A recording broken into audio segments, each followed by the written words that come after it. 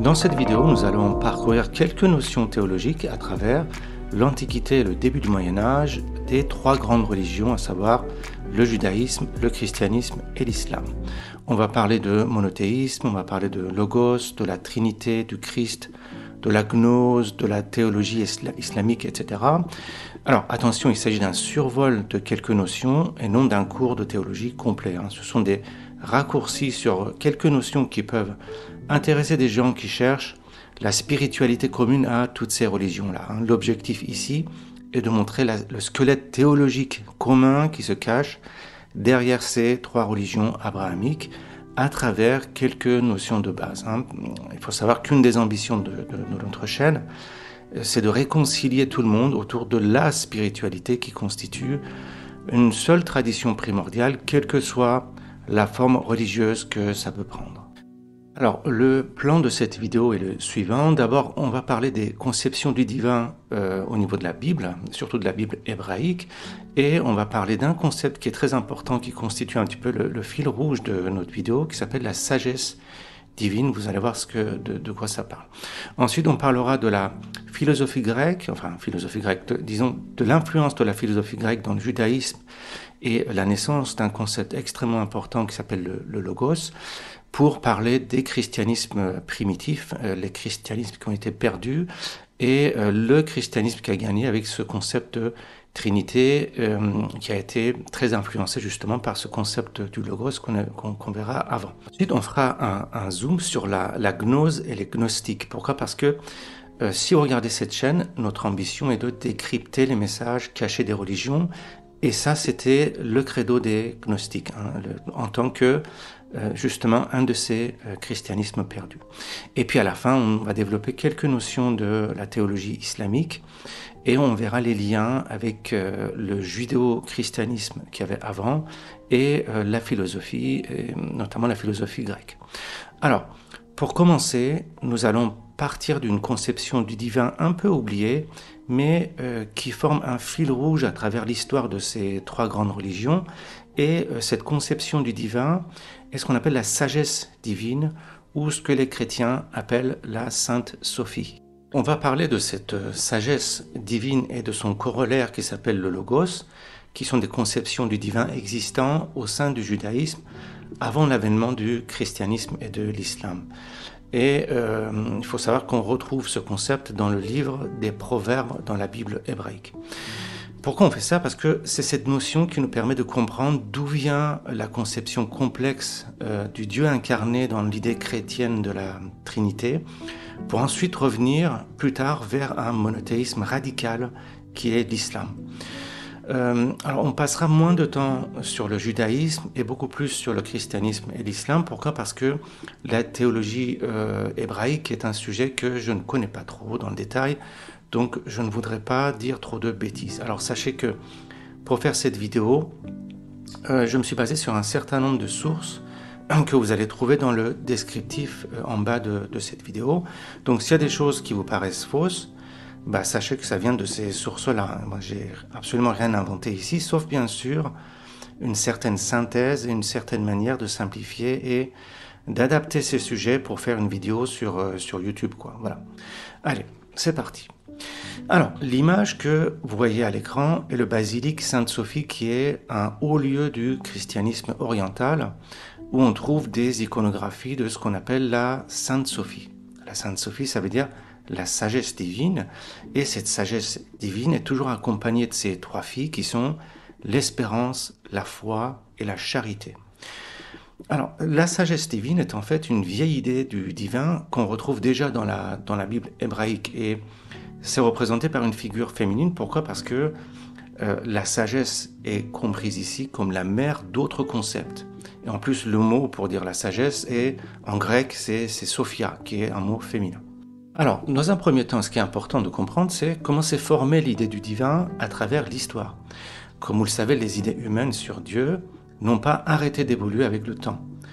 Pourquoi ? Parce que l'échelle de la compréhension du cosmos et de la création se sont élargies depuis l'Antiquité. Les idées sur la source de l'ordre cosmique et de tout ce qui fait sens, on va dire, ces idées-là sont devenues de plus en plus sophistiquées et de plus en plus éloignées de la vie humaine ordinaire au jour le jour. Ce qu'il faut savoir, c'est que les théologiens de l'Antiquité avaient une conception de divin très sophistiquée et complexe. Et paradoxalement, plus récemment, avec l'essor moderne du fondamentalisme qu'on voit de plus en plus d'ailleurs, on a méchamment simplifié cette idée abstraite de Dieu qui venait des théologiens de l'Antiquité et du Moyen-Âge. Si bien que le fondamentalisme moderne consiste en une conception littérale et très simple de Dieu. Beaucoup de gens qui ont grandi dans le christianisme, le judaïsme ou l'islam un peu traditionnaliste, un peu fondamentaliste on va dire, pensent que Dieu ressemble plus ou moins à cette image d'un barbu, d'un grand-père géant si vous voulez. Alors, d'où vient cette simplification ? Eh bien, c'est parce que les églises, les mosquées ou les synagogues sont de moins en moins théologiquement structurées. Ce sont devenus des espèces de franchises, si vous voulez, plus ou moins gérées par des tribuns qui parlent au bon sens commun pour avoir un maximum de fidèles. Alors bien sûr, c'est pas général, bien entendu, hein, mais c'est un petit peu, je dirais, dans la majorité des cas, ce qui se passe. Et par exemple, c'est un phénomène qui est particulièrement évident aux États-Unis et au Moyen-Orient. Disons que la conception fondamentaliste moderne de Dieu est particulièrement pauvre, standardisée et simple. Tandis que si on prend la Bible, on constate non seulement qu'elle a été écrite au cours de nombreux siècles par des gens différents, mais les conceptions du divin sont complexes et contradictoires. La Bible est parcourue par des réflexions très complexes sur le divin. Par exemple, Dieu apparaissant à Moïse sous la forme d'un buisson ardent qui brûle mais qui n'est pas consommé, c'est déjà une tentative des auteurs de l'époque d'éviter l'anthropomorphisme qu'il y avait avant. Mais il faut savoir aussi que les textes sacrés sont rédigés à des époques différentes et recomposés en fonction de l'état d'esprit des rédacteurs de chaque époque. Parce qu'à l'époque, il n'y avait pas de photocopieur, il n'y avait pas de scanner, il n'y a pas d'ordinateur. Donc chacun recopiait les textes et chaque recopieur balançait un petit peu des trucs nouveaux, en gros. Si bien qu'il n'y a pas eu une seule Bible, mais plusieurs. Il n'y a pas eu un seul Coran, mais plusieurs. Par exemple, si nous considérons l'édifice biblique tel qu'il est décrit dans la Bible hébraïque, qu'est-ce qu'on voit ? On voit une histoire qui raconte le fait que il y a des prophètes et des rois qui ont toujours été monothéistes depuis Adam et Ève et qui essayaient de s'accrocher au monothéisme et de faire en sorte que les gens autour d'eux continuent d'adorer un Dieu unique et d'éviter le polythéisme.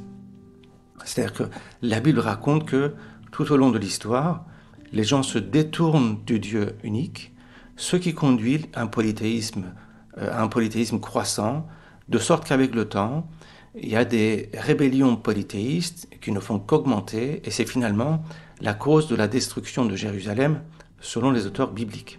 C'est la façon dont les choses sont présentées dans la Bible. Cependant, la réalité historique, d'après les recherches historiques récentes et d'après la philologie moderne, c'est que les anciens Israélites ont commencé en fait en tant que peuple polythéiste, comme tout le monde à l'époque. Ils étaient indifférenciés de leurs voisins cananéens qui adoraient une multitude de dieux. Et c'est ensuite que parmi tous les païens de l'Ancien Monde, il y a un petit groupe de prophètes yahvistes qui ont réformé leur religion polythéiste traditionnelle et ont introduit ce que nous appelons l'énothéisme. Alors, l'énothéisme, c'est quoi ? L'énothéisme, c'est le fait d'adorer un seul Dieu parmi plusieurs. Ça, c'est l'énothéisme. C'est de dire, ok, il y a plusieurs dieux, mais nous, on va adorer un seul Dieu. Et on va adorer le Yahvé, qui est le Dieu de chez nous. Les autres dieux des autres peuples sont des dieux, d'accord, mais ce ne sont pas le nôtre. Par exemple, il y a un poème dans la Bible qui parle de Yahvé comme l'un des fils du Dieu suprême qui s'appelle El. Donc, cette conception de Yahvé a évolué au cours de la période biblique du polythéisme vers l'énothéisme pour ensuite aller petit à petit vers le monothéisme. Et cette réforme monothéiste est devenue de plus en plus importante tout au long de l'histoire, jusqu'à s'établir complètement à l'époque où Jérusalem a été détruite par les Babyloniens. Mais au début de l'affaire, les gens étaient ce que nous appelons des païens ou des polythéistes. Donc l'histoire réelle est lue littéralement à l'envers dans la Bible. La Bible présente une histoire inversée par rapport à l'histoire réelle des Israélites, parce que les textes sont écrits à la fin ou édités à la fin par des réformateurs monothéistes, et ces réformateurs, comme tous les réformateurs, cherchent à légitimer leurs nouvelles idées en disant que ce sont des pratiques anciennes. Un autre exemple pareil, c'est que quand on voit par exemple la fondation de l'islam, au début de l'islam, l'islam n'est pas identifié comme une toute nouvelle religion. D'ailleurs, au début, ça ne s'appelait même pas l'islam. On appelait ça la communauté des croyants. Et on disait que tout ça, ce n'est pas nouveau, mais que tout le monde était toujours musulman. Mais les Arabes de la péninsule arabique étaient tombés dans le paganisme. Et donc, l'islam est une restauration du monothéisme d'avant. Et que, par exemple, la Kaaba, qui était un temple païen à la Mecque, a été fondé par Abraham en personne comme un sanctuaire au Dieu unique. Et ce n'est que plus tard que ça a été pollué par des pratiques païennes. Vous voyez, ça c'était un petit peu le discours pour légitimer la religion naissante. Pareil, quand on regarde par exemple la Renaissance en Europe, c'est la même chose. À l'époque de la Renaissance, les gens prétendent qu'ils ne font que faire revivre la tradition classique gréco-romaine qui avait cessé d'exister au Moyen-Âge et que l'histoire était sortie des rails et que maintenant c'est une renaissance de l'histoire qu'il y avait avant. Pour revenir à la Bible, la représentation de Dieu a également évolué à partir d'un Dieu charnel plus ou moins anthropomorphe, si vous voulez, vers un concept abstrait et infini, plus cosmique. Et ce qui est remarquable et qui va beaucoup influencer la suite de la théologie, c'est que on voit apparaître petit à petit dans la Bible un personnage qui est avec Dieu avant la création et qui agit aussi comme une sorte de maître artisan, un artisan qui aide à la création de Dieu. Ce personnage est appelé la sagesse du cosmos ou la sagesse de Dieu, et c'est aussi personnifié comme l'Esprit du Seigneur, de sorte que l'Esprit du Seigneur ou la sagesse du cosmos est présent au début de la création avec Dieu.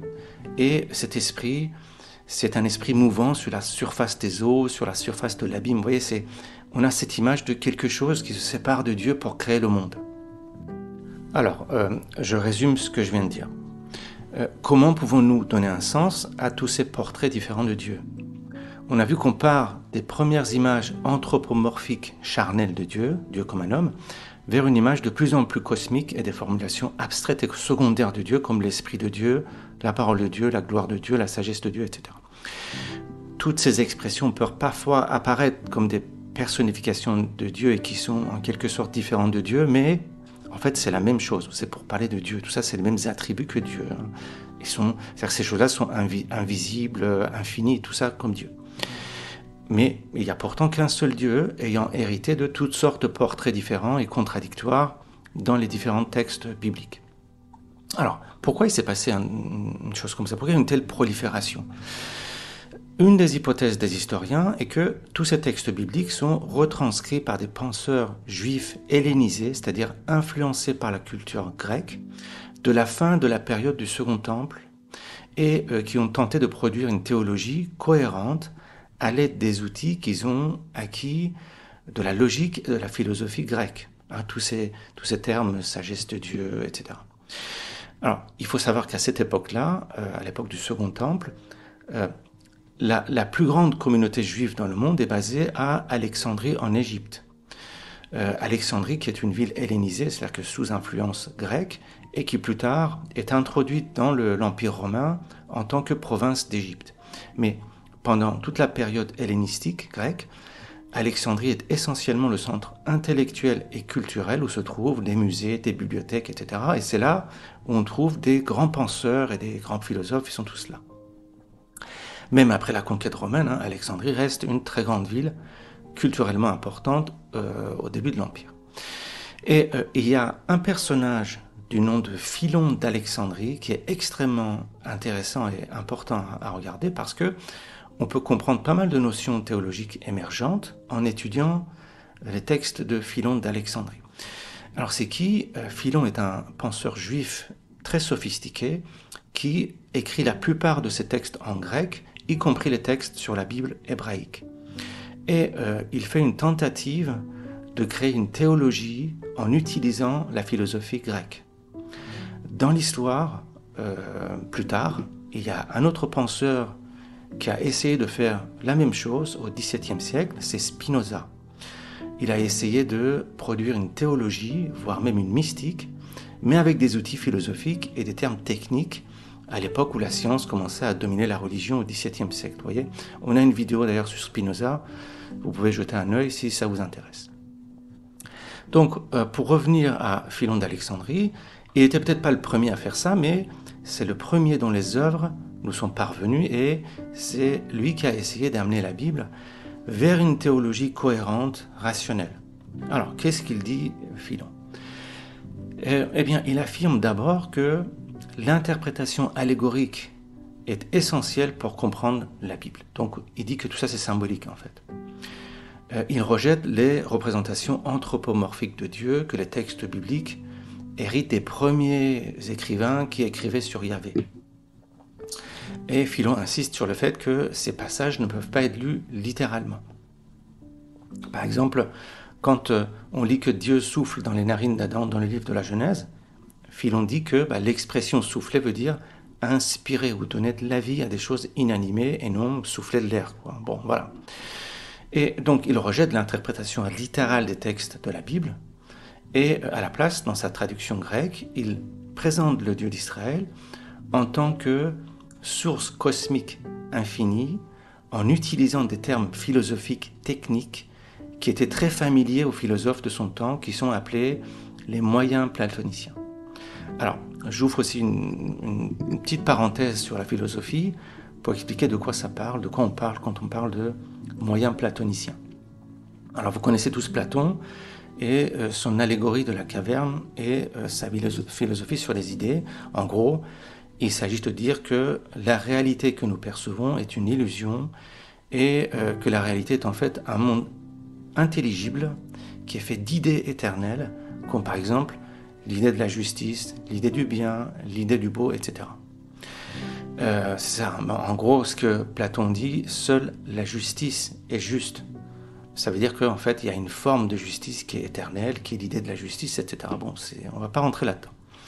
Mais ce qui se passe, c'est que le platonisme évolue à partir de ce que Platon a enseigné à l'origine, c'est-à-dire qu'il y a des platonismes plus tardifs qui vont venir. On a d'abord le moyen platonisme, à l'époque de ce Philon d'Alexandrie, et ensuite on va voir le néoplatonisme qui va beaucoup influencer le christianisme plus tard, et beaucoup plus tard la gnose musulmane. Donc ça va être très très influencé par les néoplatoniciens. Donc Philon, qui est à l'époque du moyen platonisme, il dit des choses techniques de son époque, comme par exemple le fait que Dieu est une substance autosuffisante.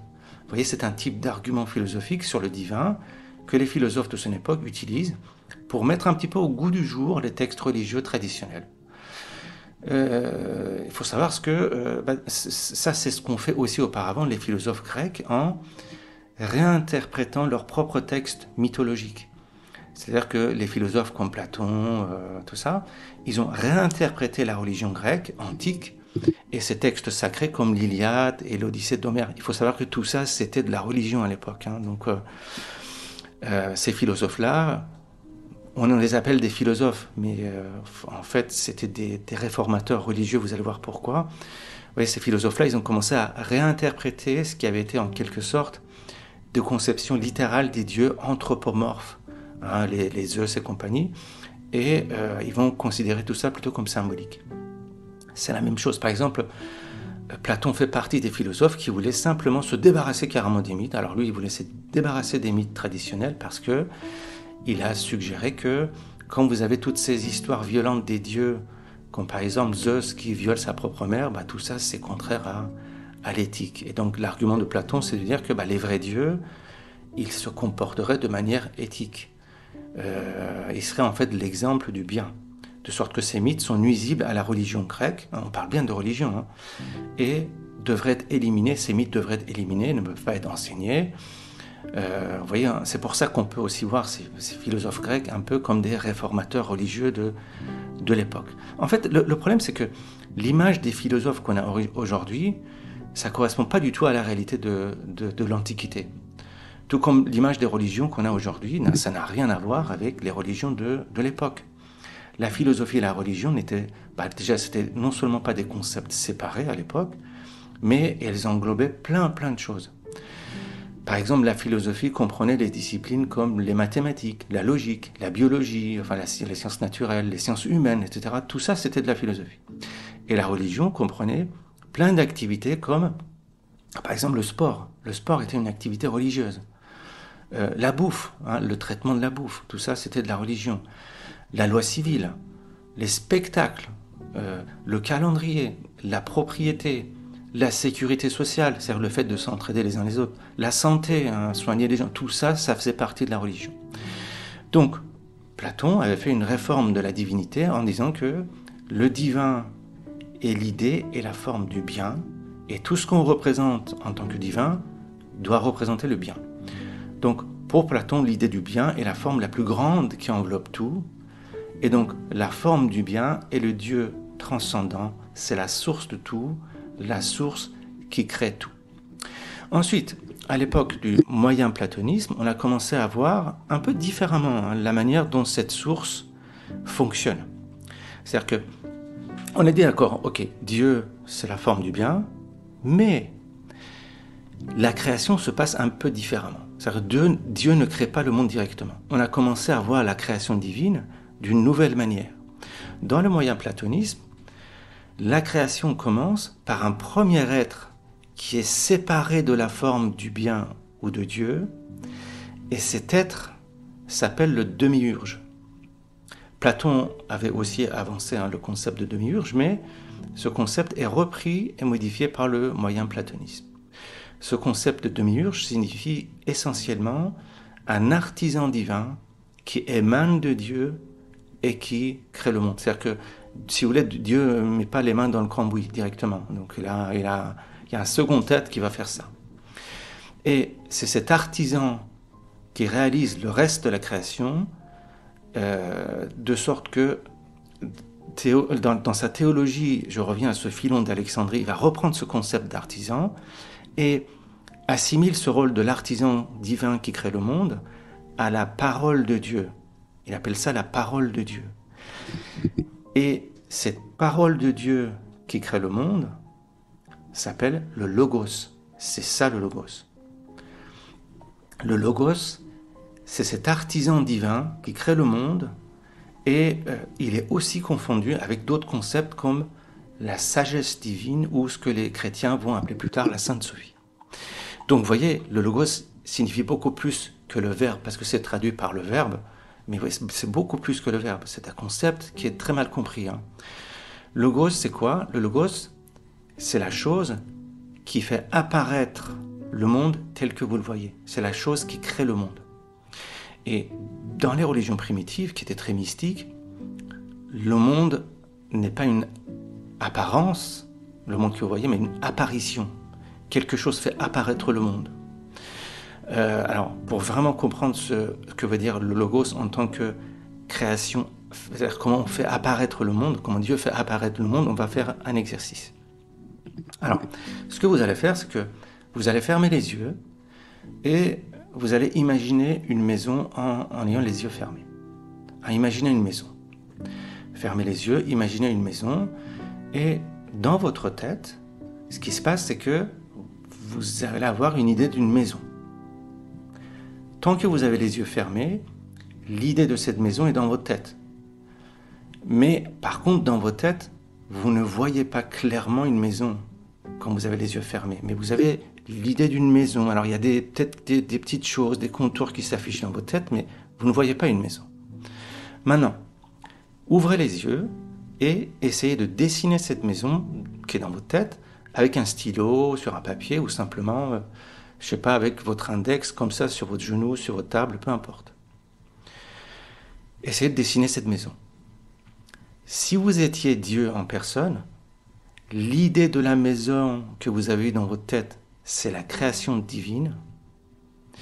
Et vos mains qui dessinent la maison, c'est ce logos créateur qui fait apparaître la maison dans le monde perceptible. Vous comprenez?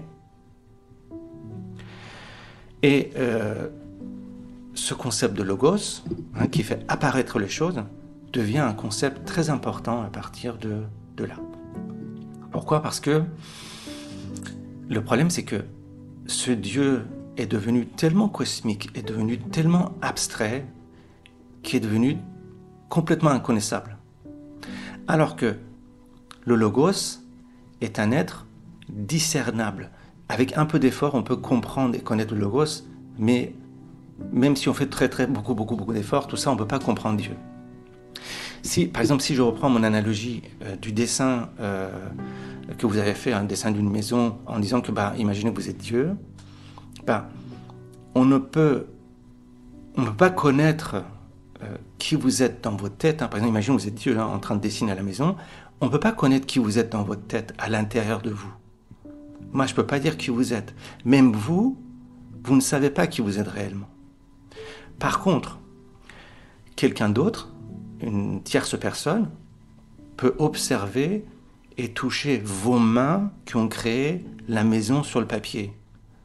Le logos, c'est vos mains. Ça, on peut le toucher, on peut l'approcher, mais pas qui vous êtes dans votre tête, on ne sait pas. Vous voyez?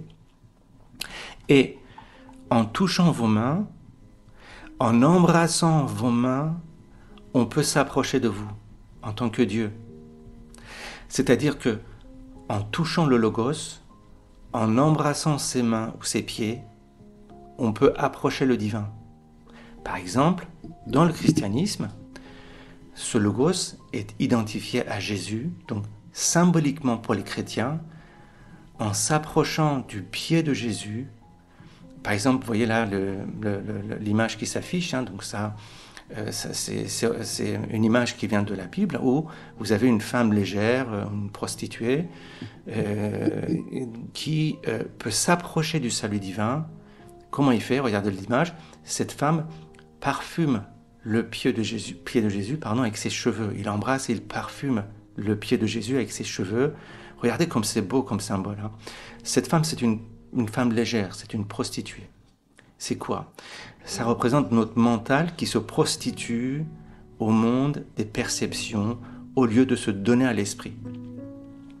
Et les cheveux dans les traditions initiatiques représentent la multitude de pensées et de perceptions qui sortent de notre mental. Sauf que quand ces pensées et ces perceptions touchent le pied de Jésus, parfument le pied de Jésus, c'est-à-dire le lieu de manifestation de l'esprit, c'est ça le pied, c'est le lieu où l'esprit se pose sur la terre, vous voyez, c'est le lieu où l'esprit se matérialise, alors la femme est sauvée. Alors notre mental se connecte à l'esprit. Vous voyez comme c'est beau, ces paraboles-là. C'est pour ça que dans le Nouveau Testament, il y a une sentence où Jésus, en tant que logos, dit « Nul ne peut connaître le Père sans passer par moi, le Fils. » Vous voyez? Donc, ce concept de logos est une tentative de combler le fossé qui sépare l'humanité d'un Dieu inconnaissable. Le logos, c'est quoi en fait? C'est le tout premier être discernable dans la création qui est divin, mais qui est situé à part le Dieu inconnaissable. De sorte que, pour Philon d'Alexandrie, le logos est le premier-né de Dieu et en fin de compte, le plus élevé des êtres intermédiaires nécessaires pour combler l'énorme fossé qui sépare les humains de cette source infinie de création qui est Dieu. Et Philon appelle ce logos Dieu le Fils inengendré de Dieu, qui est le médiateur entre le Créateur et l'univers créé. Et Philon appelle aussi ce logos comme une hypostase divine. Alors c'est important que vous compreniez tous ces termes parce que ça va être repris par le christianisme, l'hypostase. Hypostase, c'est quoi? C'est compliqué comme terme, mais signifie, si vous voulez, peut-être un sous-être, un second être, quelque chose comme ça. Et le Père, le Fils, le Saint-Esprit, ce sont des hypostases. Vous allez voir ça plus tard. Donc, cette tentative de Philon de réconcilier les textes bibliques avec le platonisme, le moyen platonisme, ça illustre l'une des façons dont les penseurs juifs de la période du Second Temple s'intégraient dans ce creuset intellectuel qui était Alexandrie à l'époque, qui était le foyer pour ce genre d'idées, vous voyez ? Alors, pourquoi je vous ai parlé de tout ça ? Parce que ce sont ces outils philosophiques-là qui ont été utilisés par les premiers chrétiens dans leur tentative de produire une théologie. Les penseurs chrétiens, qu'est-ce qu'ils font ? Ils reprennent ces outils philosophiques et identifient également le logos comme une hypostase de Dieu, c'est-à-dire un sous-être, si vous voulez, de Dieu, c'est-à-dire, si vous voulez, le Fils de Dieu, et finissent même par créer 3 hypostases que sont le Créateur, le Fils, qui est le Logos ou l'Esprit, et le Saint-Esprit, le Père, le Fils, le Saint-Esprit. Dans l'Évangile de Jean, nous lisons « Au commencement était le Logos, la parole et le Logos étaient avec Dieu », vous voyez, étaient avec Dieu, et le Logos était Dieu, il était au commencement avec Dieu, toutes choses sont venues à l'existence par lui et sans lui, pas une seule chose a vu le jour. Vous voyez, ce récit de la création au début de l'évangile de Jean est assez en accord avec ce que dit ce Philon d'Alexandrie avant. Sauf que les chrétiens vont plus loin dans l'idée du Logos en assimilant le Logos à un Messie ou au Christ. Et ils identifient Jésus comme le Christ ou le Messie et donc comme le Logos. L'idée du Christ et Jésus, c'est pas la même chose. Christ, ça veut dire le Messie. C'est le sauveur de la fin des temps. Et Jésus, c'est Jésus. Donc, pour les chrétiens, Jésus est le Christ. Vous voyez, Jésus-Christ. Et si vous voulez, pour bien comprendre tout ça, c'est que la conception actuelle du christianisme trinitaire prend sa racine dans cette longue histoire de sagesse divine, de Logos, de Demiurge, de tout ça, tout ce qu'on vient de vous raconter. Mais attention, ça n'a pas été aussi simple et aussi direct. C'est-à-dire que la théologie chrétienne est passée par plusieurs phases avant de se cristalliser dans ce qu'on connaît aujourd'hui, c'est-à-dire le christianisme trinitaire. Parce que au cœur du christianisme, il y a le concept du Christ, comme je vous disais. Et tout le début du mouvement chrétien était tourné autour de comment donner un sens à ce phénomène du Christ qui était identifié à Jésus. C'est quoi le Messie ? Comment donner un sens à tout ça ? Et dès le début, il y avait de multiples communautés locales qui étaient en fait toutes autonomes, de sorte que plusieurs christianismes avaient émergé, c'est-à-dire qu'il n'y avait pas une seule façon d'être chrétien. Il y avait des interprétations multiples très différentes et souvent très contradictoires les unes avec les autres. Alors juste un aparté, le christianisme est d'abord un phénomène urbain. Ce sont des mouvements qui se forment d'abord dans les cités, qui ensuite se déploient dans le milieu paysan ou païen en latin, si vous voulez, avec le paganisme qui veut dire la religion des paysans. Ça veut dire ça, le paganisme. Et en gros, on peut diviser les premiers mouvements chrétiens en quatre groupes.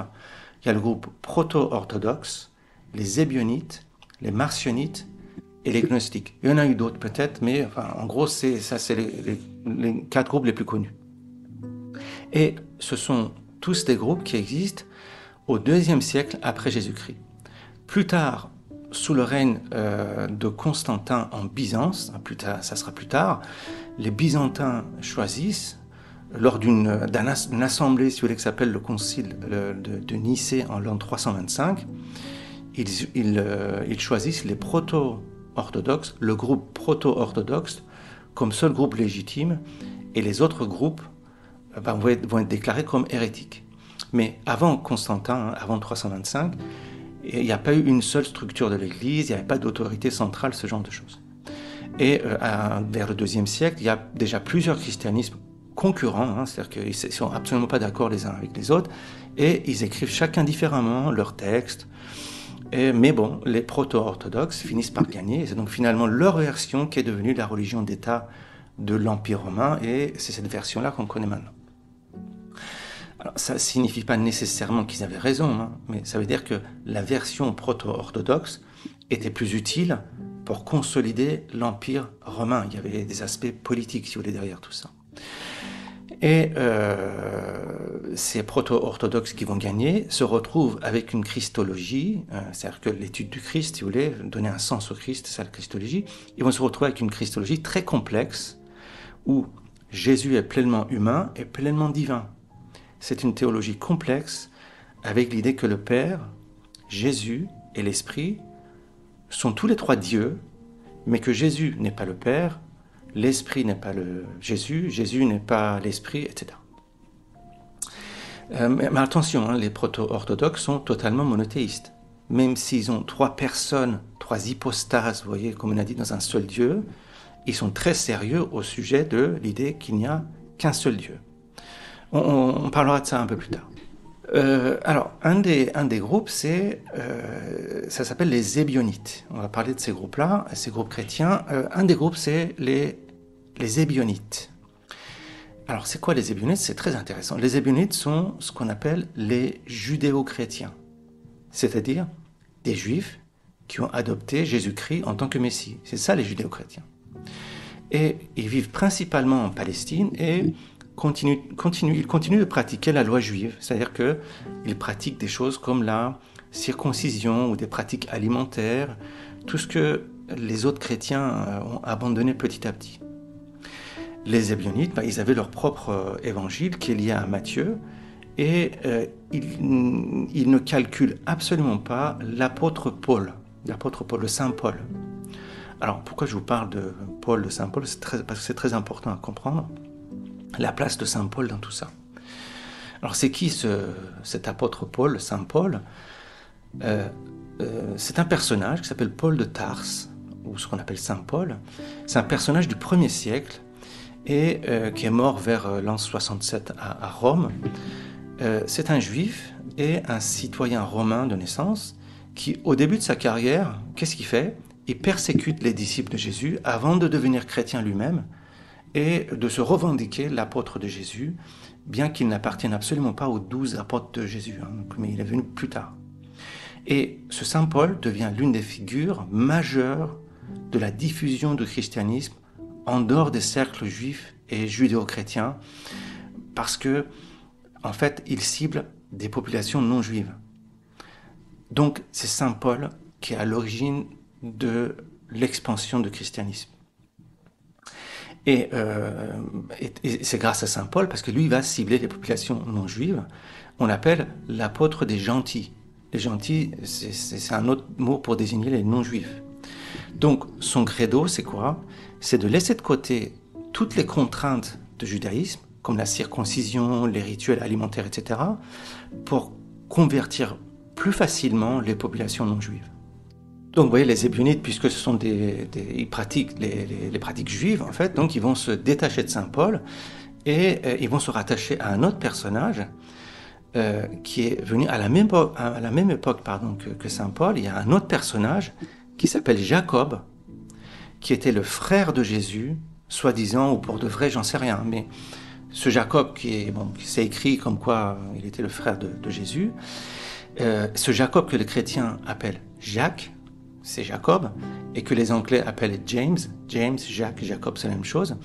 Ce Jacob lance un mouvement chrétien qui était, contrairement au mouvement de Paul, très centré sur les pratiques juives comme la circoncision ou la bouffe.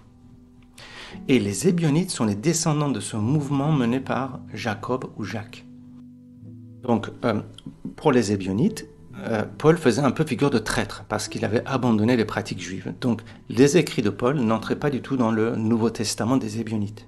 Mais en fin de compte, ce qui va se passer, c'est que ce groupe, il va être condamné comme hérétique et les Ébionites vont s'éteindre dans l'Empire romain. Cependant, pourquoi je vous parle des Ébionites? Parce que les recherches historiques récentes disent que ce sont les descendants de ces Ébionites-là en Arabie qui auraient influencé l'islam et la théologie musulmane. On va en parler plus tard.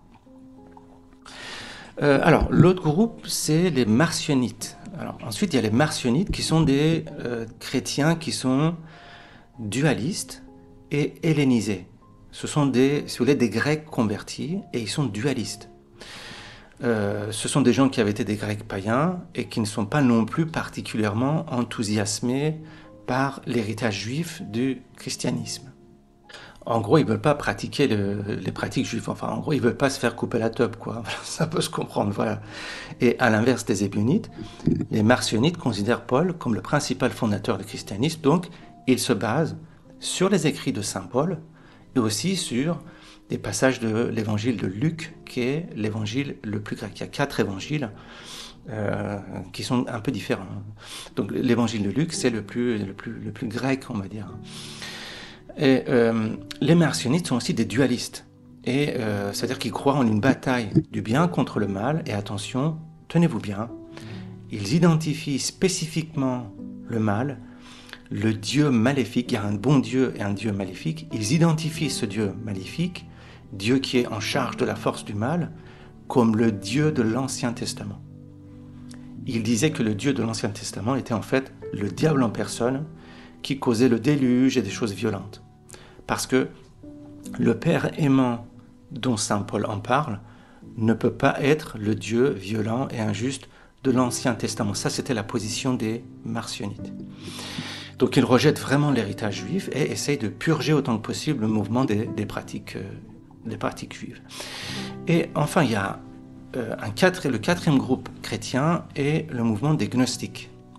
Les gnostiques sont également dualistes, comme les Marcionites, et eux aussi, ils vont dire que le Dieu de l'Ancien Testament est un Dieu méchant.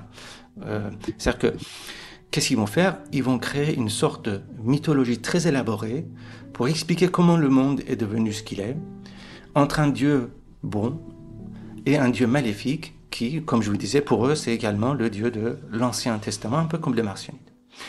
Alors, les gnostiques, ils créent toute une série d'histoires mythologiques, mais le plus important pour parler des gnostiques, c'est que ils disent que les textes sacrés contiennent un secret qui n'est disponible que pour les personnes qui sont dans leur groupe. Ils prétendent avoir une connaissance secrète, une gnose, comme ils disent, c'est ça la gnose. Les gnostiques, ils disent, voilà, nous on connaît des secrets, et si vous connaissez nos secrets, vous allez pouvoir toucher le divin. Je vais en parler un peu plus tard.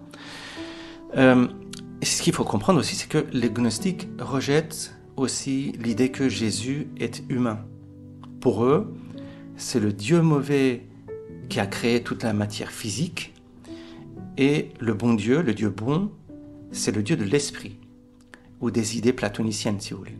Donc pour les gnostiques, nous sommes tous piégés dans la grotte de Platon, si vous voulez, dans la caverne de Platon, à cause de ce mauvais Dieu de l'Ancien Testament, et Jésus, en tant que fils de Dieu bon, n'est pas un être physique, ne peut pas être un être physique parce que tout ce qui est physique, c'est mauvais. Donc, Jésus n'a qu'une apparence physique, et en fait, il n'a jamais été vraiment crucifié. C'est ce qu'ils disent. Et il y a même des crucifix gnostiques où Jésus est en train de sourire en disant « Calmez-vous les mecs, tout ça c'est une blague. Je n'existe pas physiquement. » Ça veut dire, c'est ça la symbolique du Jésus qui sourit sur la croix. C'est-à-dire que, en fait, je suis qu'une apparence. Je n'existe pas physiquement. Entre parenthèses, ce sont ces influences gnostiques qu'on va retrouver plus tard dans les mouvements initiatiques comme les cathars, les Rose-Croix ou les francs-maçons en Occident. Ce sont ces influences gnostiques que vous retrouvez aussi un peu sur notre chaîne. Donc, pour les abonnés de notre chaîne, ça vaut le coup que je développe un petit peu les idées gnostiques parce que si vous regardez la bannière de notre chaîne, on a marqué « Découvrez le sens caché des religions » et ça, c'était aussi le credo des gnostiques. Alors, les gnostiques, comment ça se passe? Les gnostiques partent du problème du mal et de la souffrance qui est un problème central dans toutes les religions. Nous avons fait une vidéo avant sur le problème du mal et son interprétation grâce au mythe de Jonas et au roman de Moby Dick. Le lien est en bas de cette vidéo. Pourquoi? Parce que ce problème du mal, c'est un problème central. Ce problème du mal, c'est quoi? C'est de se dire pourquoi il y a tant de souffrance dans le monde. Et la question plus générale, c'est de savoir finalement quel est le sens de la vie sur cette terre qui est quand même, la vie est quand même dure, on n'arrête pas de souffrir, tout ça. Pourquoi? Qu'est-ce qu'on fout là? Ça, c'est le problème central des gnostiques. Et l'origine des gnostiques remonte au judaïsme. C'est-à-dire que quand on remonte au temps du judaïsme, du Second Temple, c'est-à-dire en gros à partir du 5e siècle avant Jésus-Christ, il y a toutes sortes de pensées qui influencent le judaïsme du Second Temple, comme par exemple le zoroastrisme, qui est la religion d'État de l'Empire perse à l'époque. Parce que à cette époque-là, vers on va dire 5e siècle avant Jésus-Christ par là, Jérusalem est devenue une province de l'Empire perse et le judaïsme va être très influencé par les idées venant du zoroastrisme, qui est la religion de l'Empire iranien, si vous voulez. Et ces concepts, par exemple, c'est quoi? Par exemple, vous avez l'Apocalypse, qui est un concept venant du zoroastrisme. C'est-à-dire que l'idée de voir une fin imminente du monde et l'arrivée d'un Messie, ça vient de eux. Et le Messie, pour le zoroastrisme, par exemple, s'appelle le Saoshyant. Mais il y a également l'idée d'un dualisme cosmique, à savoir qu'il y a un bien cosmique et un mal cosmique. Et non seulement ces idées influencent le judaïsme de cette époque-là, mais un peu plus tard, avec la conquête d'Alexandre le Grand de l'Empire perse, donc Alexandre va venir conquérir tout ça, le judaïsme va aussi être exposé aux idées grecques, notamment un autre type de dualisme, qui est le dualisme grec, qui est le dualisme entre la matière et l'esprit. C'est ça en fait qui est formulé par Platon, c'est un dualisme. Donc les mouvements gnostiques vont prendre en compte ces deux dualismes perse et grec, c'est-à-dire qu'un bon Dieu, un mauvais Dieu et la matière et l'esprit, et ainsi que cette idée apocalyptique zoroastrienne, c'est-à-dire un Messie qui va venir à la fin des temps et qui va régler ce problème du mal. Et donc les gnostiques vont prendre tout ça, vont faire un cocktail à leur sauce.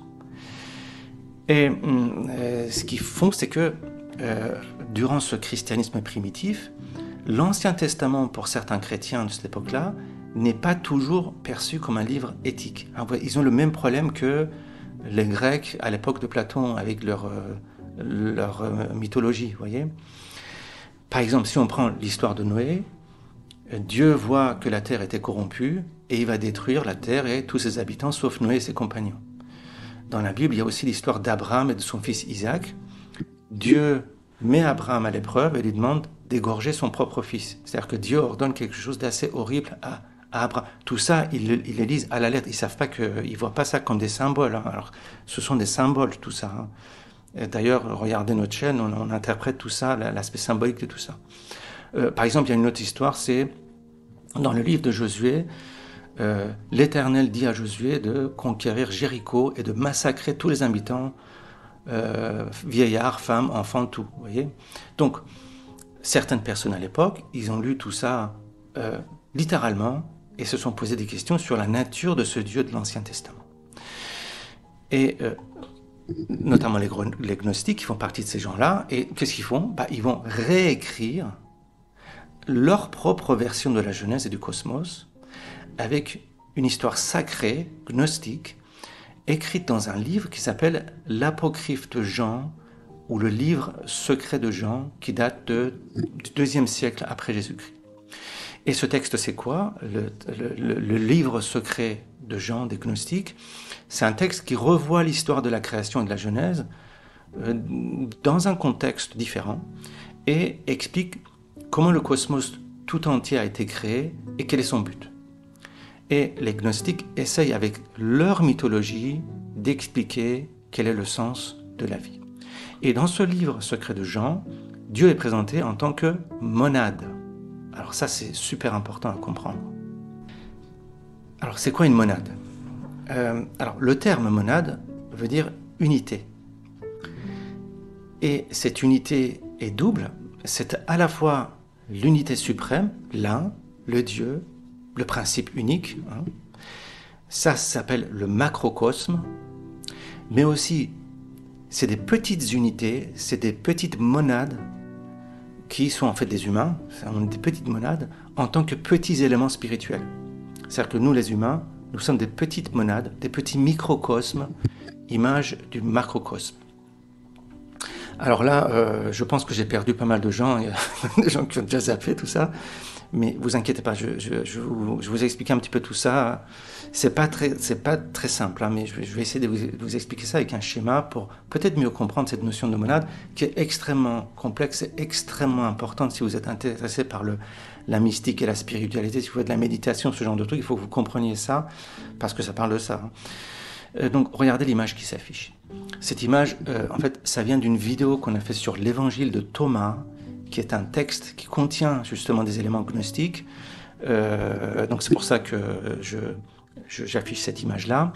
Regardez, le lien est en bas de cette vidéo si vous voulez voir l'évangile de Thomas. C'est très intéressant. C'est rentrer un peu plus dans le gnosticisme à travers cet évangile-là. Regardez la vidéo si vous voulez. Alors, regardez cette image. C'est pour vous expliquer les monades.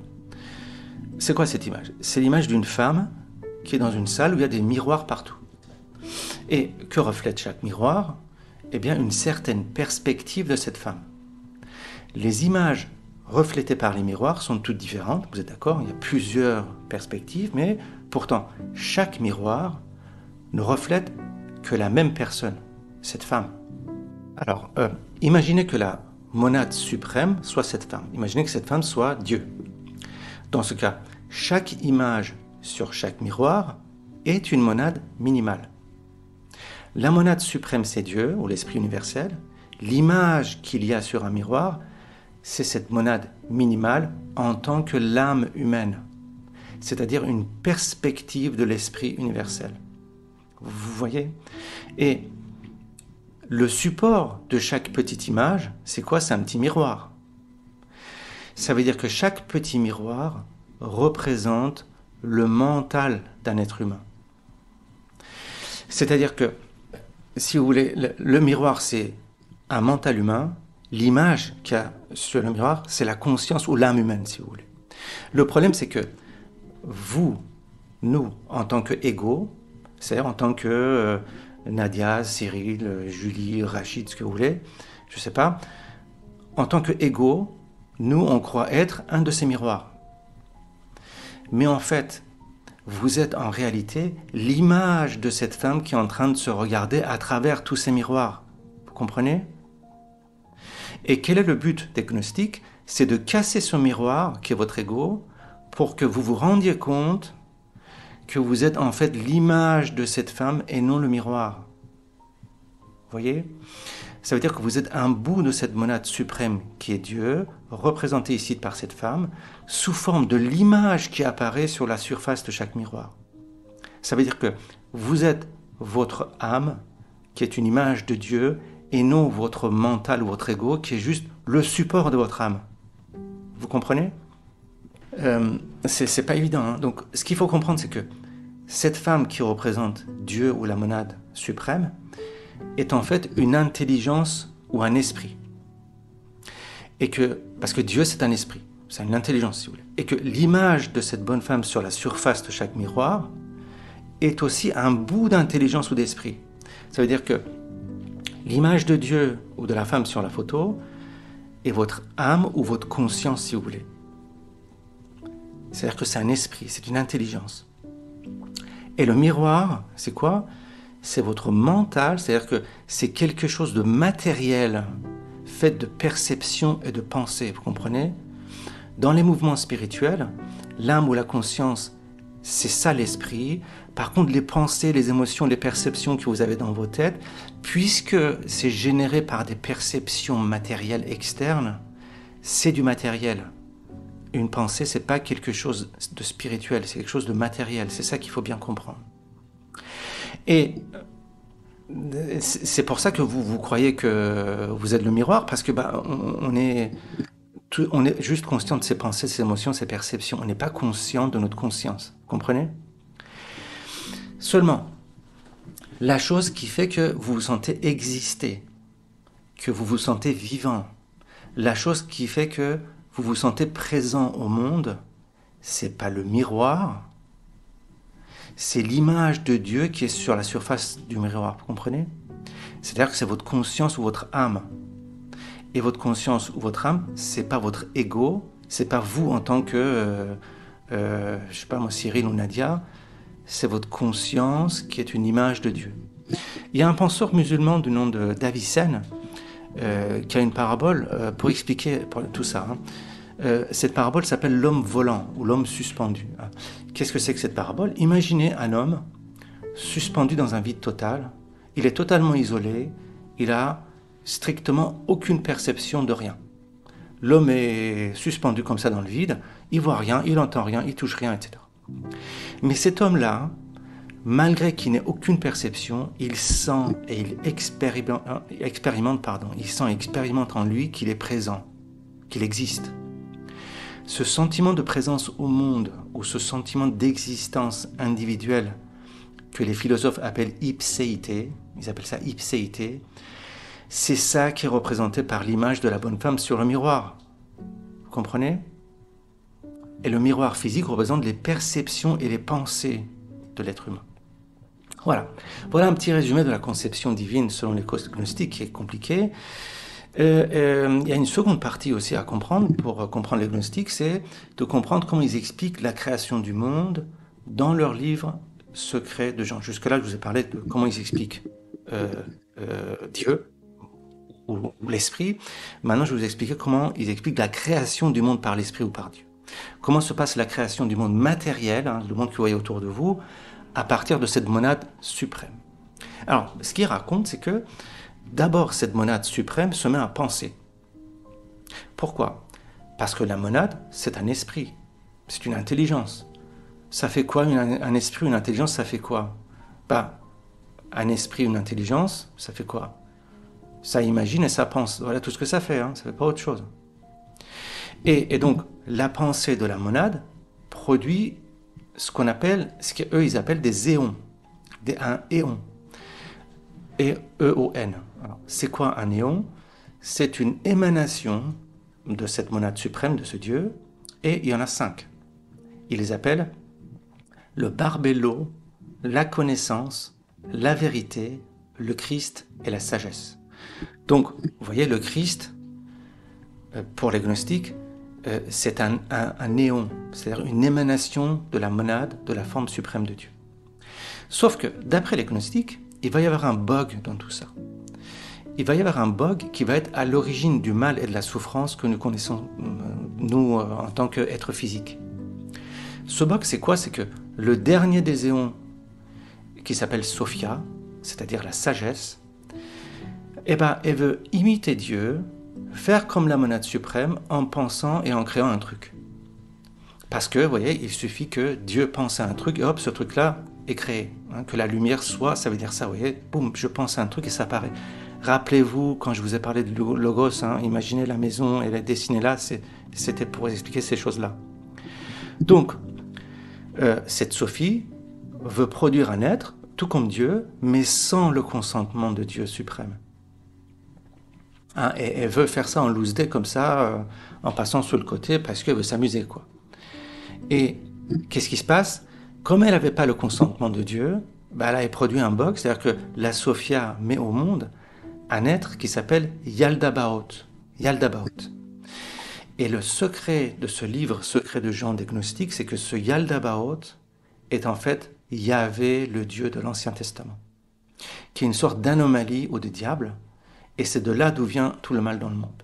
Donc pour les gnostiques, tout le monde matériel a été créé par un faux Dieu, et la solution, c'est de renoncer à tout ce qui est matériel et ne pas chercher le matériel, mais seulement l'esprit à travers la gnose, c'est-à-dire la connaissance. Alors ce qu'il faut savoir aussi, c'est qu'il y avait plusieurs courants gnostiques, tout ça c'est très compliqué, donc là on survole tout ça, mais quel que soit le courant gnostique, Jésus était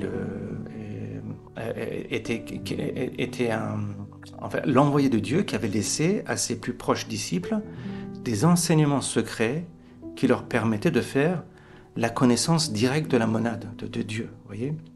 Et c'est cette connaissance directe de la monade qu'on appelle la gnose, vous comprenez. Quand je vous disais que les gnostiques disent qu'on peut atteindre le salut par la connaissance, c'est pas de connaître des choses. Ça, c'est important à comprendre ces notions-là. Donc, pour eux, ce qui nous sauve, c'est la gnose, si vous voulez, la connaissance, mais c'est un peu mal compris. Ce qu'ils entendent par gnose ou la connaissance, ça ne veut pas dire le savoir, ou connaître par exemple les maths, la science, lire des livres, tout ça. Ce qu'ils entendent par gnose, c'est le mode de connaissance. C'est le mode de connaissance. Parce que, à travers toutes les histoires d'émanation de la monade, parce qu'il y a des émanations de la monade qui donnent le monde créé, tout ça, il se trouve que notre esprit à nous est aussi une petite émanation de cette monade suprême. C'est ce que vous avez vu. Donc, en contemplant notre esprit, on arrive à réveiller un mode de connaissance particulier qui nous relie à la monade. Donc, d'après les gnostiques, nous devons réveiller un mode de connaissance particulier qui est endormi à l'état normal. Ça, c'est vraiment... Regardez notre chaîne, on parle que de ça.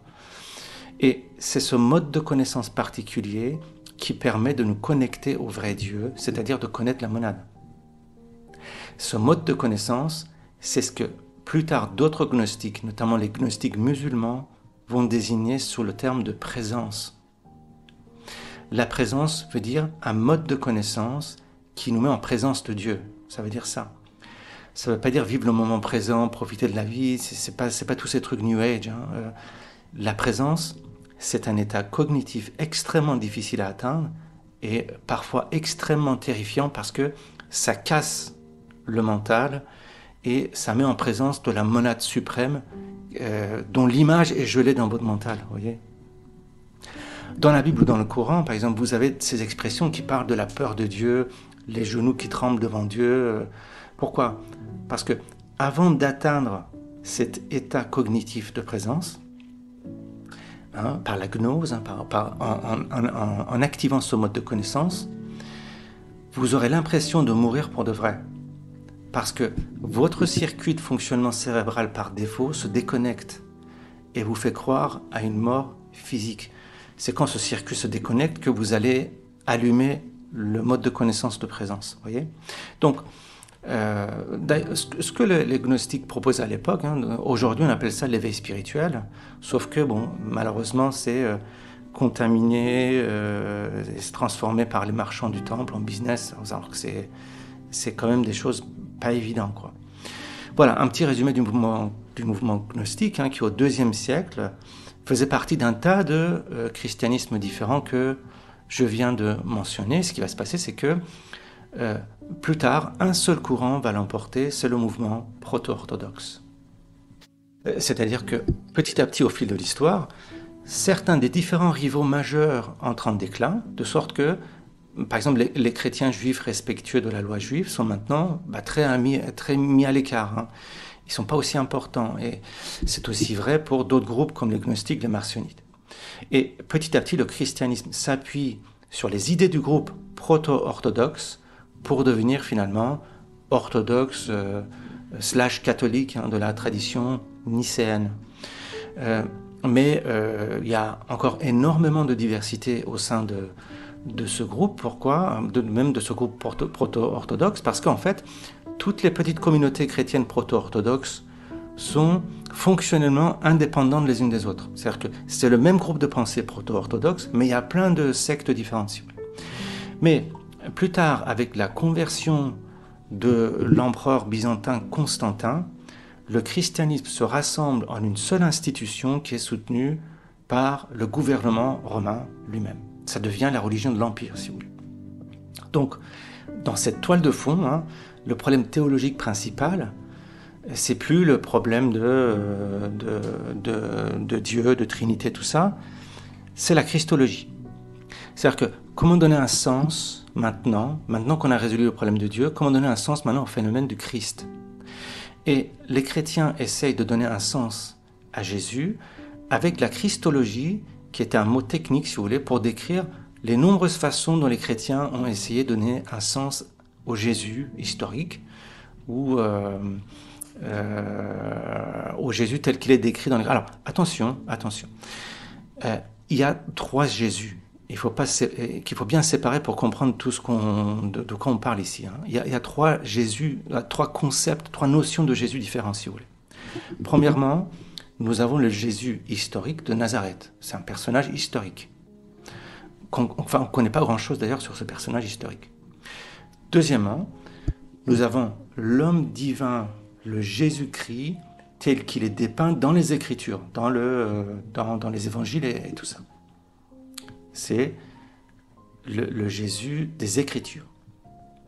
Ensuite, vous avez l'idée théologique du Christ en tant que Messie, le Sauveur, ou le Logos, ou l'image divine définissant la sagesse, qui est aussi identifiée à Jésus par les chrétiens, mais il s'agit du Christ, c'est-à-dire le Logos. Donc vous voyez, il y a 3 Jésus différents. Et des questions importantes restent en suspens pour les premiers chrétiens. Par exemple, les premiers chrétiens se disent, si Jésus était à la fois humain et divin, comment il était à la fois Jésus et divin? Ils ne savent pas de quelle manière il était à la fois divin et humain. Et il y a toutes sortes de manières différentes d'être divin. Par exemple, il y a des demi-dieux qui sont nés de l'union d'un dieu et d'un humain. Ça vient des mythologies. Ou alors il y a des gens qui sont transformés en divinité. Donc il y a un certain nombre de façons dont vous pourriez être un homme divin. Et par ailleurs, il y a aussi cette compréhension que le Christ, Jésus est le Logos. Et que le Logos, c'est Dieu. Mais alors, comment Christ, Dieu, se rapporte à Dieu le Père? Et donc ces questions sont encore en suspens dans les premiers siècles de la religion chrétienne. Vous voyez, durant cette période, les chrétiens se sont efforcés de comprendre comment Jésus était un homme divin et de quelle manière était-il divin et de quelle manière était-il humain. Est-ce qu'il est né en tant qu'homme, mais a vécu une vie si parfaite que Dieu l'a fait divin? C'est-à-dire, est-ce que Dieu l'a adopté comme fils? Ou alors, est-ce qu'il est né divin et humain en même temps? C'est-à-dire qu'il était moitié humain, moitié divin. Ou alors, est-ce qu'il était vraiment une sorte de Dieu au début, tout le temps, de telle manière qu'il n'apparaissait qu'être humain. C'est-à-dire que c'était un Dieu, mais il était apparu sous forme d'un être humain. Alors, il y a plusieurs conceptions dans la Christologie. Les conceptions générales qui mettent l'accent sur l'humanité du Christ sont appelées la Christologie basse. Tandis que celles qui mettent l'accent sur la divinité de Christ sont appelées la Christologie haute. Par exemple, l'évangile de Jean est considéré comme la Christologie haute parce qu'il met l'accent sur son côté divin. Dans l'évangile de Jean, Jésus est omniscient, passionné, etc. Alors que, à l'inverse, l'évangile de Marc est considéré comme une Christologie basse parce qu'elle met l'accent sur le côté humain de Jésus. Il rit, il pleure, il s'énerve, etc. Par exemple, pour donner un exemple concernant la Christologie basse, il y a ce qu'on appelle les adoptionnistes. Ils disent que Jésus est né humain, mais qu'il a ensuite été adopté par Dieu, devenant le seul fils engendré. Et ça s'est produit soit lors de son baptême, soit lorsqu'il a été transfiguré, soit à la crucifixion, soit quand il est ressuscité. Bref, à un moment ou à un autre, Jésus devient le fils unique de Dieu et adopté par Dieu. Et cette lecture adoptionniste est l'idée que Jésus avait commencé comme un homme, mais il était tellement pur et bon qu'il a été adopté, exalté en tant qu'être divin. C'est un homme qui s'élève en tant qu'être divin. À l'autre extrémité du spectre de la Christologie, vous avez la Christologie haute, et là les chrétiens mettent l'accent sur la divinité de Jésus et vont parfois jusqu'à nier son humanité. Ce groupe-là, on les appelle les docétistes. Ça vient du mot grec dokein, qui signifie paraître. Ces gens pensaient que le Christ apparaissait humain, mais que c'était une illusion. Par exemple, les gnostiques étaient des docétistes. Les gens comme les gnostiques croyaient que Jésus semblait humain, mais n'était pas humain. Donc oui, parfois il se promenait, il ressemblait à un humain, mais il était très différent d'un être humain. Pour les gnostiques, pour les docétistes, si vous voulez, le monde physique est corrompu. Donc la matière est corrompue, donc le Fils de Dieu ne peut pas être de la matière. Alors, donc ça, vous voyez, la Christologie haute, Christologie basse, et il y a une voie médiane, qui est la voie adoptée par les proto-orthodoxes, c'est ce groupe qui va finalement l'emporter et dont les idées vont devenir la ligne principale de tout le christianisme à partir du IVe siècle. Et ce groupe croyait que, dès sa naissance, Jésus était à la fois divin et humain. Voilà. Seulement, le nouveau problème qui se pose, c'est-à-dire le nouveau problème qui se pose à ces proto-orthodoxes, c'est quelle est la relation du Christ avec Dieu le Père. C'est-à-dire que comment Christ, en tant que Jésus, est distinct de Dieu le Père, comment comprendre la relation entre le Père et le Fils. Et c'est pour ça que le christianisme proto-orthodoxe va adopter une conception très complexe de Dieu. Ils sont absolument monothéistes, comme les musulmans et les juifs, et affirment qu'il n'y a absolument qu'un seul Dieu, une seule source, une cause première. Et pourtant, ils affirment aussi que le Père est Dieu, que le Christ, le Logos, c'est Dieu, et l'Esprit aussi c'est Dieu, mais le Christ c'est pas le Père n'est pas l'Esprit c'est pas Christ. Vous voyez? Donc, ils voient un seul Dieu qui se présente comme trois personnes différentes, séparées différentes, ce qu'ils appellent trois hypostases. Comment est-ce possible? Vous voyez, c'est pas évident hein, d'un point de vue logique. Donc, ils vont essayer de résoudre ce problème-là, et une des solutions proposées s'appelle le modalisme. Modalisme. C'est quoi le modalisme? C'est la solution la plus simple à ce problème qui consiste à dire que Dieu le Père, Dieu le Fils et Dieu le Saint-Esprit sont trois aspects d'un même Dieu unique, trois modes d'un Dieu unique. C'est-à-dire qu'il y a un seul Dieu qui apparaît sous trois aspects, si vous voulez. C'est ce qu'on appelle le modalisme. Par exemple, de la même manière, vous pouvez faire l'expérience de l'eau sous forme de liquide, solide, gazeuse. Hein. Il y a trois modes pour l'eau. Pareil, vous pouvez ressentir un seul Dieu sous trois aspects différents. Vous pouvez faire l'expérience de Dieu sous son aspect inconnaissable, invisible, créateur, ou alors sous son aspect connaissable, comme la gloire de Dieu, la parole de Dieu, ce qu'on appelle le Fils, le Logos, ou alors par l'inspiration divine en tant que Saint-Esprit. C'est quoi le Saint-Esprit? C'est l'inspiration divine. Par exemple, quand vous découvrez une vérité dans votre tête, c'est ça l'inspiration.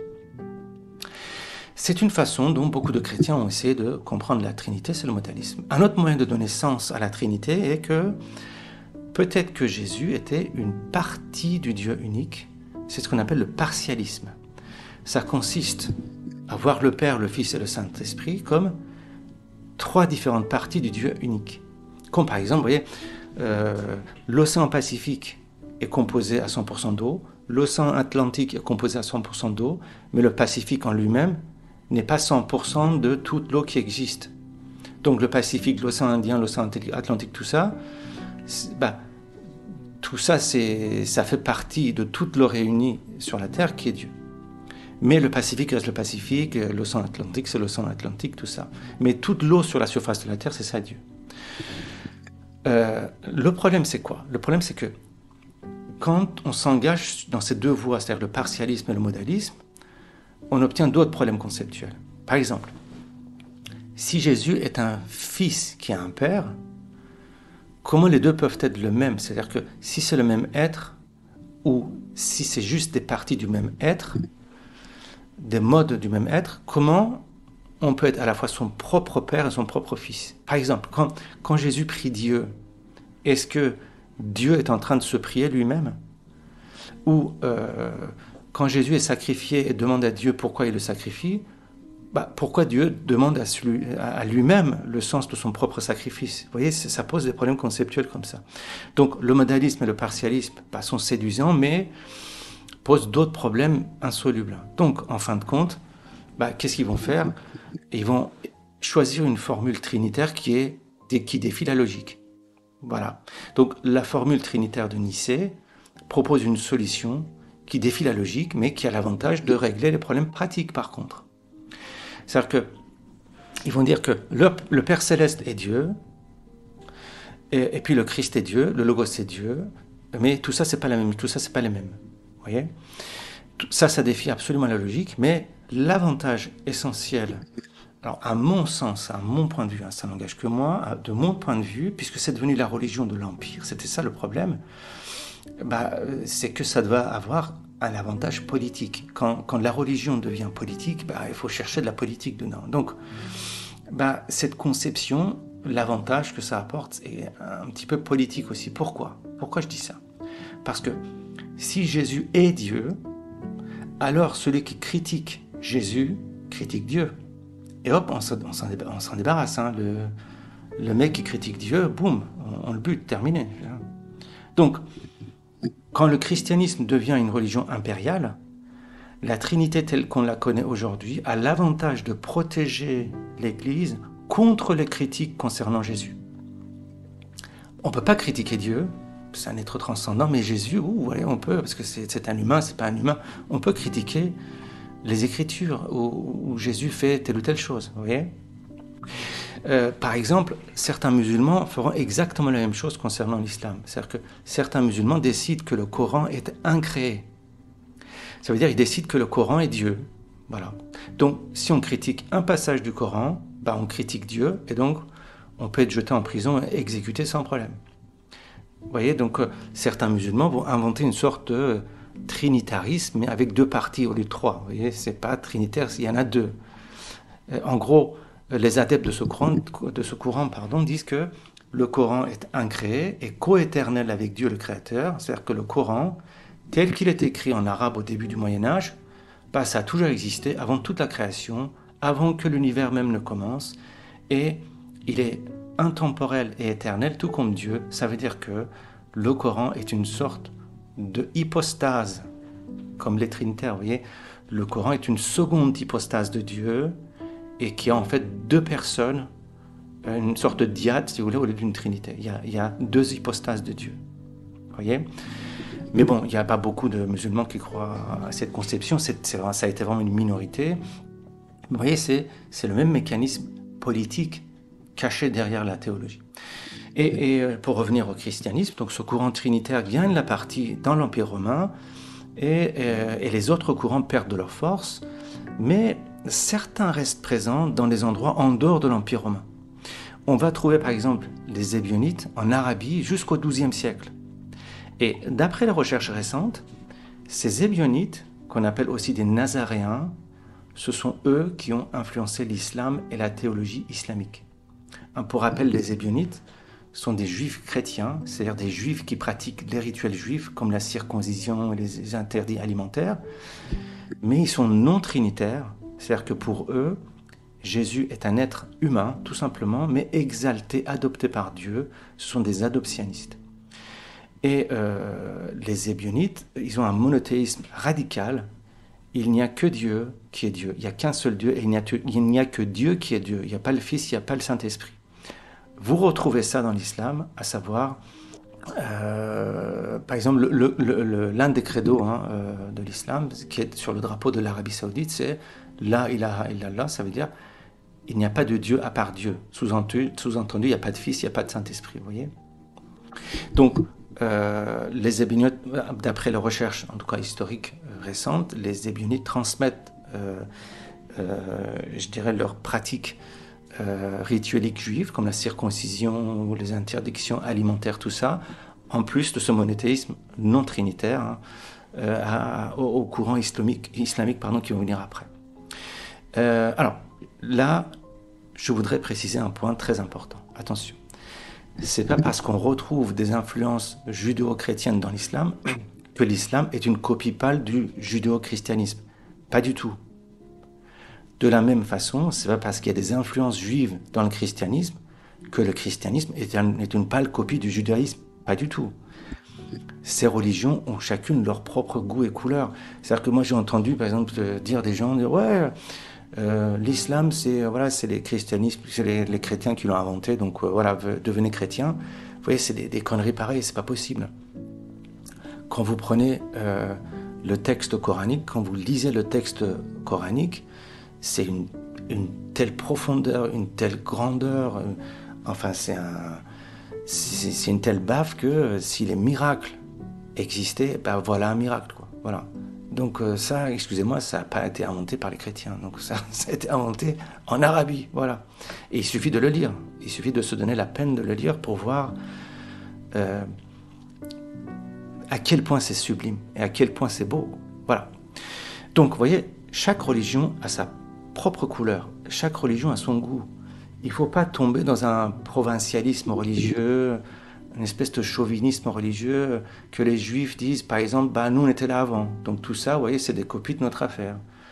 Alors il ne faut pas que les chrétiens disent, vous voyez, on était là avant, l'islam c'est une copie de notre affaire. Ou alors il ne faut pas que les musulmans disent, vous voyez, nous on est arrivés à la fin, donc nous notre religion c'est la plus complète, la plus riche, le plus bon, donc il faut arrêter un petit peu. Voilà. D'un autre côté, il est indéniable que l'éthique monothéiste et les fondamentaux se sont formés avec la religion juive durant la période axiale, on va dire, entre 800 et 200 avant Jésus-Christ. Regardez notre dernière vidéo sur Jonas et le problème du mal, on explique tout ça dans le détail, vous allez comprendre. Et ces fondamentaux-là, on les retrouve dans le christianisme et dans l'islam. D'ailleurs, ces 3 religions, on les appelle des religions abrahamique, ça a la même racine, et quand vous lisez le Coran, il ne dit pas autre chose que ça. Le Coran n'affirme pas autre chose que c'est la suite du judaïsme et du christianisme, c'est tout. Et d'ailleurs, quand vous prenez de la hauteur, tous ces fondamentaux viennent d'une tradition primordiale et d'une spiritualité primordiale qui chapeaute ces trois religions et que nous cherchons à déterrer ici. Voilà, donc vous voyez, il faut prendre les religions un peu comme les styles musicaux, si vous voulez. Hein. Il faut regarder, il faut étudier chaque religion. Chaque religion est riche, chaque religion a ses particularités. Vous allez trouver de la beauté partout dans toutes ces religions-là, comme la musique. Vous voyez, par exemple, le jazz, le rock, la musique classique sont trois styles différents de musique, mais ce sont des musiques, c'est tout. C'est pas parce qu'on aime le jazz qu'il faut dire que le rock, c'est de la merde. Hein, c'est pas parce qu'on écoute de l'électro qu'on va dire que la musique classique, c'est pas bien. Vous voyez, chaque religion a sa propre tonalité, son propre timbre, un groove particulier, si vous voulez, quand on parle de musique. C'est pour ça que, bon, ok, on peut mordre sur telle ou telle religion parce que ça nous convient le mieux. Je dis pas, mais il faut accepter toutes les religions en tant que religion. Voilà. Donc ça, c'est pour faire la transition avec l'islam et la théologie islamique maintenant. Alors, pour bien comprendre la théologie islamique, il faut d'abord comprendre le contexte dans lequel cette religion s'est formée. D'abord, il y a un contexte politique et social. Hein. On est au 7e siècle après Jésus-Christ, et le Moyen-Orient, cette région-là, à cette époque, est épuisée par les guerres entre les deux grands empires qui étaient les Perses et les Byzantins, avec tout ce que ça comporte comme famine, violence, etc. Et à l'époque, il y a beaucoup de courants apocalyptiques, exactement comme maintenant. Hein. Maintenant, on n'est pas loin. On est un peu dans une période similaire, c'est-à-dire que le problème idéologique de l'époque, c'est comment unifier un monde fragmenté où tout est parti en vrille. Hein? Et alors, il y a plusieurs approches pour unifier les humains et établir la paix. D'abord, il y a une approche matérialiste. Là, je vous parle généralement. Je ne parle pas de l'islam, mais je vous parle généralement. Il y a plusieurs approches pour unifier les humains. Vous avez l'approche matérialiste. C'est le fait de dire que la guerre, la famine, les viols, les vols, tout ça, toutes ces souffrances, c'est le résultat de l'exploitation des hommes par les hommes. C'est-à-dire que c'est le résultat de la propriété privée et de l'appropriation des biens par une minorité. C'est ça l'exploitation des hommes par les hommes, finalement c'est économique. Donc, ce qu'il faut faire, c'est qu'il faut tout partager entre tout le monde. C'est une espèce d'approche collectiviste. Hein. Dans la modernité, la communisme, c'était ça. Donc, ça a toujours existé, ça a donné toute forme de mouvement, allant des sectes, par exemple, des Esséniens juifs, c'était ça. À l'époque de Jésus, il y avait ça, jusqu'aux bolcheviks athées en Russie. C'était la même chose.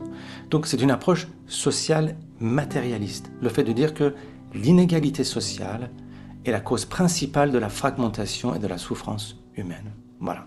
L'exploitation de l'homme par l'homme, c'est ça qui fait la souffrance humaine. Ça, c'est l'approche matérialiste. Ensuite, pour unifier les humains, établir la paix, il y a une deuxième approche, c'est l'approche idéaliste. L'approche idéaliste, à l'opposé de l'approche matérialiste, c'est de dire, non, ce qui fragmente l'humanité, ce n'est pas le social, mais l'absence de foi ou de spiritualité à l'intérieur de chaque humain. Et c'est cette absence de spiritualité qui génère un désir d'identification avec des choses matérielles. C'est une approche idéaliste dans le sens de la primauté de l'esprit humain sur la société. C'est-à-dire que le problème principal, c'est l'ego humain et son problème d'identité. Donc vous voyez, ce n'est pas le fait de posséder quelque chose qui est à la base de la fragmentation des hommes, c'est le fait de s'attacher à ces possessions et de s'identifier à ces possessions qui est à la base de la souffrance humaine. Voilà. Donc pour cette théorie, ce n'est pas l'appropriation qui sépare l'homme de soi-même et de la société, mais c'est le fait d'être possédé par ces propriétés qui séparent l'homme de lui-même et de la société. Et pourquoi je vous dis ça? Parce que le mouvement islamique est né dans ce contexte-là de vouloir unifier les tribus qui étaient dispersées, qui se tapaient les unes sur les autres. Et la solution adoptée par le mouvement islamique naissant au 7e siècle, ce n'est ni l'un ni l'autre. Ce n'est pas l'approche matérialiste et ce n'est pas l'approche idéaliste. C'est la synthèse des deux. C'est l'un et l'autre. C'est la synthèse des deux. Et ça, c'est extrêmement important à comprendre pour comprendre la théologie islamique, parce qu'il y a un concept de base qu'il faut comprendre pour comprendre la théologie islamique. C'est une sorte d'unicité radicale qui englobe absolument tout. Le spirituel, le matériel, le social, la justice, tout ça, ça va ensemble. Donc, pour ce courant de pensée islamique naissant, l'approche pour rétablir la justice et l'ordre, c'est à la fois de lutter contre les facteurs spirituels, le polythéisme et tout ça, mais à la lumière de cette unicité radicale, il est également nécessaire de lutter contre les facteurs de discrimination sociale, d'injustice, de tyrannie, etc. Donc, dès sa naissance, l'islam n'est pas séparé d'une approche sociale. Donc, dès la naissance des mouvements islamiques, et il y en avait plusieurs, ces mouvements ont adopté cette logique unitaire, vous voyez, de révolution sociale et de révolution spirituelle en même temps. C'est-à-dire c'est une sorte d'unicité sociale et spirituelle. Par exemple, le verset de la famille de Imran qui s'affiche à l'écran, si je le lis, « Mettons-nous d'accord sur une formule valable pour nous et pour vous, à savoir n'adorer que Dieu seul, de ne rien lui associer et de ne pas nous prendre les uns les autres pour les mettre en dehors de Dieu. » Donc ce verset pose, vous voyez, ces deux conditions ensemble. Le monothéisme va de pair avec la justice sociale. Vous voyez. Et une autre chose importante à savoir, c'est que la justice sociale pour l'islam naissant à l'époque, c'est pas du tout la même notion que celle d'aujourd'hui. À ses débuts, l'islam distingue la différence qui existe entre les humains et la discrimination qui existe entre les humains. C'est-à-dire qu'ils font la distinction entre différence et discrimination. Ça, c'est important à comprendre. Alors que la société moderne confond la différence et la discrimination. C'est la même chose. C'est-à-dire qu'aujourd'hui, si je dis que Monsieur X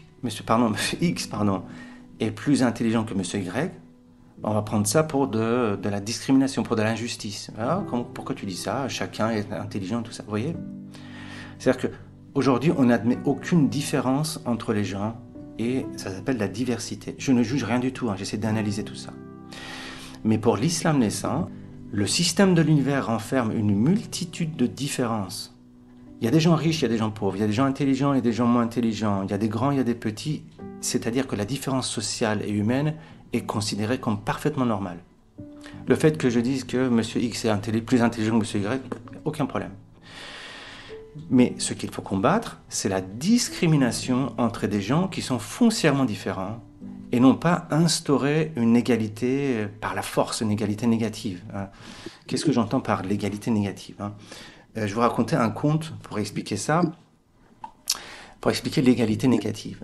Il y a un conte, je vous raconte, c'est l'histoire d'un tyran qui vivait dans la montagne et qui accueillait tous ceux qui passaient par cette montagne-là en assurant à ses hôtes des lits pour la nuit. Sauf que il imposait une condition, la condition c'est d'avoir une certaine taille. Alors, qu'est-ce qu'il fait? Il ordonne à ses serviteurs de raccourcir tous les hôtes dont la taille dépassait la taille du lit, en leur sciant les jambes, et d'étirer tous ceux qui étaient trop petits pour le lit en leur étirant les membres. Voyez, c'est ça l'égalité négative. Pour illustrer ça, par exemple, il y a cette sourate là qui s'affiche. Serait-ce à eux de distribuer la miséricorde de ton Seigneur? C'est nous qui avons réparti entre eux leur subsistance dans la vie présente et qui les avons élevés en grade les uns sur les autres, afin que les uns et les autres se portent mutuellement service. Alors attention, je ne suis pas là en train de faire de la pub pour l'islam ici, je vous dis quelle est l'idéologie qui a servi de base à la naissance des théologies islamiques dans leur version primitive et idéalisée. Bien sûr, après, les religions primitives, c'est très idéal, très idéalisé. Après, ça part dans tous les sens. Toutes les religions, c'est comme ça. Et cette idéologie de base est une unicité radicale, mais qui englobe les différences et les diversités des choses. C'est une unicité qui englobe les différences, vous voyez, qui fait la synthèse des différences. Je ne sais pas, ceux qui ont lu Hegel, on retrouve un peu ça, avec sa dialectique. Enfin, ça a peut-être rien à voir, mais c'est ce genre de truc, vous voyez. C'est cette logique fondamentale qu'il faut comprendre. C'est une unicité radicale qu'on retrouve dans la théologie islamique. Unicité radicale entre les différences, vous voyez. Ça veut dire quoi? Regardez l'image qui s'affiche. Regardez. Par exemple, imaginez vous avez deux propositions différentes, A et B, et on vous demande de choisir entre A et B. Généralement, d'après la logique classique, on dit, si on demande de choisir entre A et B, c'est soit A, soit B. C'est A ou B. Tandis que la logique d'unicité radicale consiste à dire que la solution, c'est un bout de A et un bout de B. Vous voyez ? Voilà. Et donc, en ce qui concerne la condition humaine dans l'islam des origines, on retrouve cette unicité radicale. C'est-à-dire que, pour vous donner encore une autre image, pour l'islam naissant, l'être humain ressemble à un oiseau avec des ailes cassées enfermé dans une cage. Pour que l'oiseau puisse voler, il ne suffit pas d'enlever seulement la cage, mais en plus, il faut également lui réparer les ailes. C'est-à-dire qu'il faut à la fois la justice sociale et à la fois la spiritualité. Voilà ce fondement d'unicité radicale a donné naissance, plus tard, à 4 grandes méthodes de pensée qui ont formé l'univers de la pensée islamique. Et dans toutes ces méthodes de pensée, vous allez retrouver cette unicité radicale. C'est pour ça que je vous en ai parlé. Donc, l'islam a donné naissance à 4 groupes de penseurs dans le domaine de la réflexion philosophique ou religieuse, sachant que la philosophie, encore une fois, philosophie et religion n'étaient pas séparées à l'époque comme aujourd'hui, c'est la même chose. Donc, alors, attention, on parle ici juste de philosophie et de théologie. On ne parle pas de jurisprudence, d'exégèse, de lettres, de politique, tout ça. Je parle juste de théologie. Alors, ces méthodes de pensée, c'est quoi ? La première méthode de pensée est la méthode philosophique inspirée par la philosophie d'Aristote. On appelle ça des péripatéticiens, qui veut dire des gens qui discutent en marchant, qui réfléchissent en marchant. Imagine Aristote en train de donner son cours en marchant comme ça, c'est ça le péripatétisme. Les 2 figures les plus célèbres sont Averroès, Ibn Rushd en arabe, qui était d'Andalousie au XIIe siècle, et Avicenne, Ibn Sina, en Iran au XIe siècle. La deuxième méthode est celle des illuminationnistes. Ishrar en arabe, ça veut dire Orient, Charq, Orient, ça veut dire là où le soleil se lève. Et ça consiste à allier la rationalité et l'expérience mystique. Les illuminationnistes, c'était une combinaison de la philosophie et de la méditation, si vous voulez. En gros, c'était ça. En gros, c'est de dire que faire de la philo pour faire de la philo, c'est de la masturbation. Et faire des expériences mystiques pour faire des expériences mystiques, sans avoir une armature intellectuelle derrière, ça peut vous rendre fou. Donc, il faut allier les deux pour que ça marche à l'intérieur de la société. Vous voyez, on retrouve cette unicité radicale dont je vous ai parlé. La figure la plus célèbre est le philosophe iranien Sohravardi au XIIe siècle. Qu'est-ce qu'il a fait ? Il a fait la synthèse du zoroastrisme iranien, de l'islam et du néoplatonisme grec. Et bien entendu, il s'est fait trucider par les fanatiques de son époque. Voilà. La troisième méthode de pensée islamique est la méthode initiatique qu'on appelle Irfan, ou le soufisme, c'est la même chose. Cette méthode, c'est quoi ? Elle s'appuie exclusivement sur la purification de l'âme et la méditation. Et cette méthode initiatique, Irfan, n'accorde aucune confiance à la déduction logique. Les soufis ou les orafas disent que les rationalistes marchent sur des jambes de bois. Voilà ce qu'ils disent. Donc pour cette méthode, le but, c'est pas de raisonner sur la réalité, mais de l'atteindre, la vivre pour de vrai. Les figures soufis les plus connues sont Ibn Arabi en Andalousie. Vous avez Rumi qui il s'est baladé entre l'Afghanistan, l'Iran et la Turquie, mais qui écrivait plutôt ses textes en iranien, en persan. Il y a une autre figure qui est très importante, c'est Hallaj qui a fini par se faire pendre à Bagdad par les docteurs de la loi de l'époque. Et donc, cette méthode initiatique ressemble à la méthode des illuminationnistes dont je vous ai parlé avant. On a la même purification de l'âme et tout ça, mais la différence, c'est que les soufis ne font pas de philosophie, les illuminationnistes font de la philosophie. Voilà. Et enfin, la quatrième méthode est la méthode déductive, ou ce qu'on appelle le kalam, ou ce qu'on appelle la théologie dans le sens moderne, avec les mutakallimun, les théologiens. Ouais. Alors, c'est quoi la notion de théologie dans l'islam ? Parce que cette vidéo-là, c'est pour parler de théologie. Donc, si vous voulez, de la théologie dans l'islam, c'est que c'est comme la philosophie rationnelle, mais avec une différence de taille. la théologie de l'islam, c'est un peu, si vous regardez, vous lisez les livres théologiques, ça ressemble à de la philosophie, mais il y a une différence qui est importante à comprendre. La différence, c'est que les principes sur lesquels les théologiens, les mutakallimun, fondent leur raisonnement sont différents de ceux des philosophes classiques. La convention la plus utilisée par les théologiens musulmans, les mutakallimun, est celle de la beauté et de la laideur. C'est ça qu'il faut vraiment comprendre pour comprendre la théologie islamique. C'est-à-dire que pour les théologiens musulmans, le principe de la beauté et de la laideur, le principe de beauté et de laideur sont rationnels ou canoniques. Alors que pour les philosophes, ce sont des principes humains, des principes nominaux comme ils disent. Alors, qu'est-ce que ça veut dire concrètement? Ça veut dire que pour les mutakallimun, pour les théologiens musulmans, la beauté et la laideur sont les principes qui peuvent non seulement servir de démonstration théologique, mais surtout de la grâce de Dieu, de contact avec le divin. Ça peut apparaître un peu obscur tout ça, mais c'est très important. Ça veut dire que le beau est un canal pour comprendre le bien, le principe divin selon Platon, vous voyez l'importance ou pas?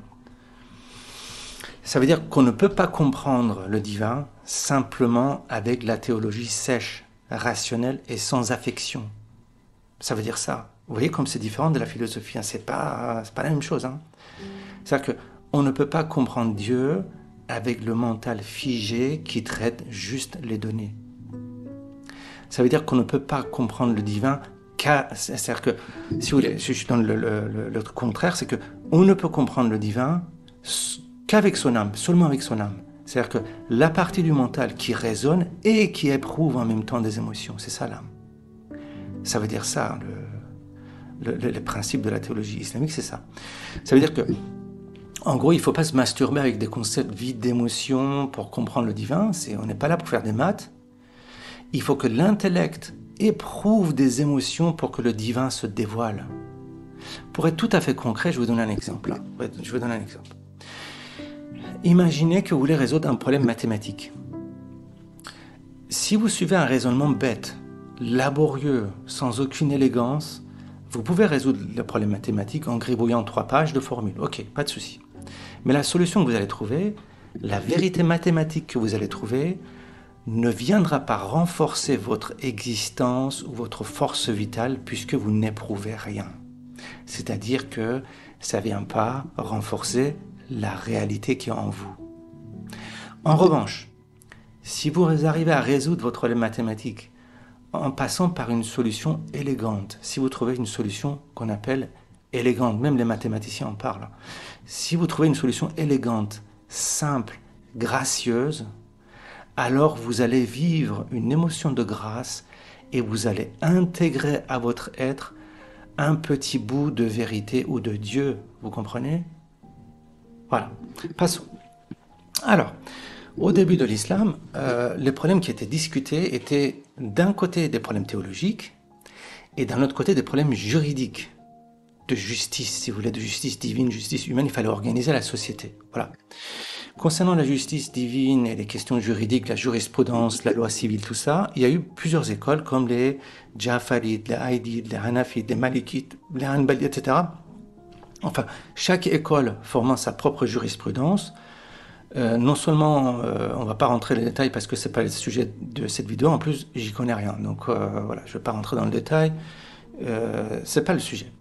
Mais concernant la théologie, puisque c'est le sujet de cette vidéo, les 3 problèmes majeurs qui étaient discutés au début de l'islam étaient le problème de la prédestination, on appelle ça le jabr, le prédestination, le libre arbitre, ikhtiyar, et enfin, comment établir un lien avec Dieu. Ça, c'était les 3 problèmes majeurs qui étaient discutés. Donc, ça veut dire quoi? C'est-à-dire que d'un côté, on veut savoir que si Dieu est omnipotent, omniscient et décide de tout, quelle est notre part de responsabilité dans nos actions? Ça, c'est le problème du libre arbitre ou de la prédestination. Voyez. Et d'un autre côté, on veut savoir que si Dieu est ineffable, inconnaissable, il est tellement transcendant comment on peut établir avec un lien avec lui? Nous, en tant que simples êtres humains, comment on peut connaître le Dieu inconnaissable? Voilà. Donc, la théologie ou le kalam, c'est subdivisé en plusieurs groupes. Et les 3 groupes principaux, c'est quoi? Vous avez les Mu'tazilites, les Ash'arites et les Chiites. Les adeptes de la prédestination, le Jabr, sont devenus ce qu'on appelle les Ash'arites. Les adeptes du libre arbitre sont devenus ce qu'on appelle les Mu'tazilites. Et les partisans d'un contact divin par l'intermédiaire du Logos, dont on a parlé, c'est-à-dire d'une figure christique, eux sont devenus des chiites. En gros, les chiites, c'est un peu les chrétiens, entre guillemets, des musulmans. Voilà. À savoir que, pour les chiites, les notions christologiques qu'on a vues précédemment avec le Logos, etc., pour les chiites, ce sont des notions qui font partie de leur doctrine. Et la figure christique chez les chiites, à part Jésus qui est accepté en tant que Messie, Logos, figure christique bien sûr, l'autre figure christique importante est le gendre et le cousin du prophète qui s'appelle Ali. Et les chiites vont élaborer une sorte de christologie avec un Logos qui est Ali et 12 apôtres qui sont les 12 imams du chiisme duodécimains, ça veut dire 12 duodécimains, ou alors 7 apôtres qui sont les 7 imams des ce qu'on appelle les Ismaéliens, les chiites ismaéliens. Et les chiites vont pousser cette fonction christique très loin. C'est-à-dire que pour les chiites, un imam, c'est-à-dire Ali et ses descendants, ce sont les lieux de manifestation de ce Dieu inconnaissable. C'est-à-dire le Logos dont on a parlé. Vous voyez l'importance de bien comprendre tout ça, quoi. C'est-à-dire que pour connaître Dieu, il va falloir passer par ces figures d'imam. Si bien que la notion d'imam dans le chiisme n'a rien à voir avec la notion d'imam ailleurs en islam. Dans le chiisme, un imam, c'est une figure théophanique.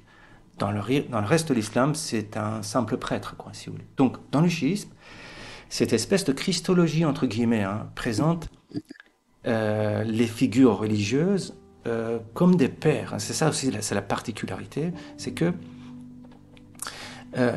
il n'y a pas que le prophète, mais chaque prophète vient avec son double, qui est un imam. C'est ça qu'il faut comprendre. C'est-à-dire que pour bien comprendre en fait la communication avec Dieu, pour bien communiquer avec Dieu, il y a les prophètes et les imams. Il y a les deux. Il faut les deux pour bien communiquer avec Dieu, si vous voulez, pour bien comprendre Dieu. C'est-à-dire que le prophète apporte Dieu vers les hommes et l'imam apporte les hommes vers Dieu. Qu'est-ce que ça veut dire? Qu'est-ce que ça veut dire? En gros, ça veut dire que la communication avec Dieu se fait grâce à une espèce de duplex, si vous voulez, une sorte de canal de communication avec une bande descendante et une bande montante. Vous voyez, imagine un émetteur de police, si vous voulez, avec 2 bandes de fréquence, c'est ce qu'on appelle un duplex. La première bande de fréquence, c'est pour que Dieu parle aux hommes. Cette bande de fréquence, si vous voulez, est réservée aux prophètes, à tous les prophètes. Moïse, Jésus, Mohammed étaient des canaux de transmission via lesquels Dieu communique avec les hommes. À l'inverse, il y a une bande de fréquence réservée aux hommes qui veulent communiquer avec Dieu, une bande de fréquence montante, et cette bande-là est réservée aux amis de Dieu, ce qu'on appelle les amis de Dieu ou les imams. C'est la même chose. Et les amis de Dieu ou les imams sont les confrères des prophètes, si vous voulez, dont la mission est de nous révéler comment on communique avec Dieu. Avec Dieu, pardon, excusez-moi. Comment communiquer avec Dieu.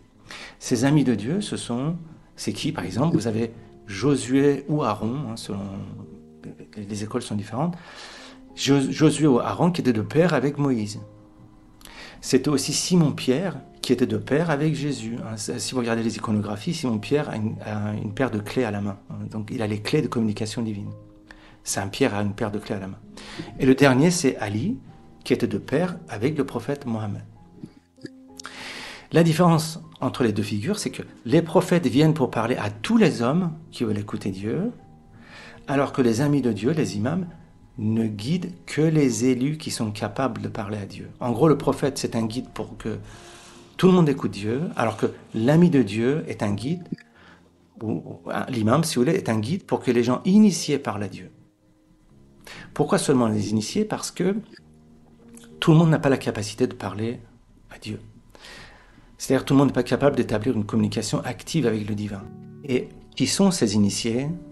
Ces initiés sont ceux qui connaissent l'ésotérisme ou la gnose ou l'herméneutisme, c'est-à-dire ceux qui sont capables de comprendre le sens caché des textes religieux, vous voyez ?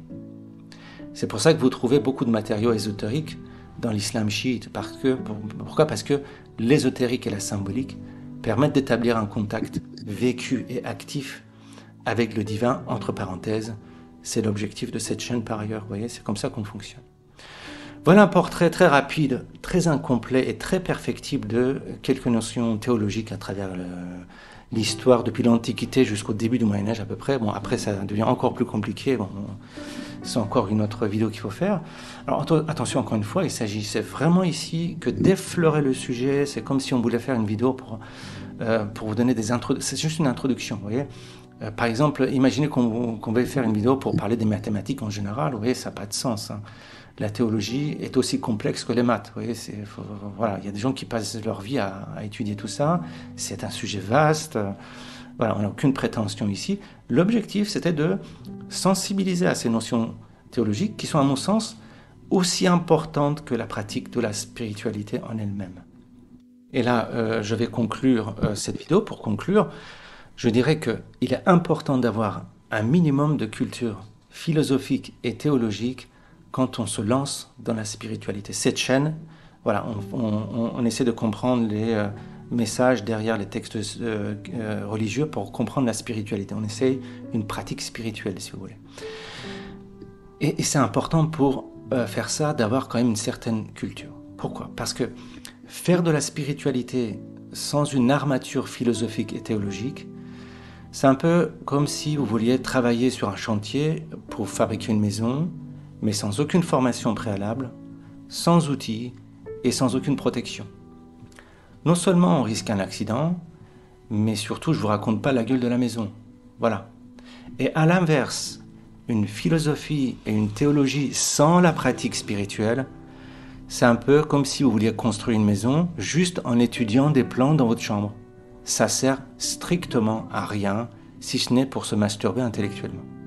Il faut à la fois une connaissance théologique et à la fois une pratique théosophique, initiatique, faire de la spiritualité, si vous voulez. Il faut le fond et la forme, il faut la lettre et l'esprit, il faut être à la fois opératif et spéculatif pour que la spiritualité fonctionne bien. Et j'en veux pour preuve cette magnifique parabole biblique de l'Évangile, en fait, qui résume magistralement notre conclusion. C'est un extrait de l'Évangile de Luc, où c'est un passage où les ennemis de Jésus l'emmènent chez le roi Hérode pour être jugé. Alors c'est qui ce roi Hérode ? C'est le roi qui voulait rebâtir le temple de Jérusalem et qui désirait rencontrer Jésus pour voir ses miracles. Alors, je vous laisse écouter cette parabole et je vous laisse interpréter par vous-même. Pour les abonnés à cette chaîne, maintenant, normalement, vous devez un petit peu connaître ces choses-là, mais je vous laisse faire l'exercice par vous-même. Et je vous ai mis quelques indices sur l'image qui s'affiche, sur les symboles utilisés dans cette parabole, pour bien comprendre cette parabole qui est, à mon sens, non seulement magistralement belle, mais très très important pour le sujet de notre vidéo, à savoir la théologie. Très concrètement, ça veut dire que je vous laisse faire de la gnose par vous-même en écoutant ce passage. Je vous laisse donc méditer sur ce passage pour bien comprendre sa signification profonde et je vous dis à très bientôt. Pilate entendit parler de la Galilée. Il demanda si cet homme était galiléen. Et, ayant appris qu'il était de la juridiction d'Hérode, il le renvoya à Hérode, qui se trouvait aussi à Jérusalem en ces jours-là. Lorsque Hérode vit Jésus, il en eut une grande joie, car depuis longtemps, il désirait le voir à cause de ce qu'il avait entendu dire de lui, et il espérait qu'il le verrait faire quelques miracles. Il lui adressa beaucoup de questions, mais Jésus ne lui répondit rien.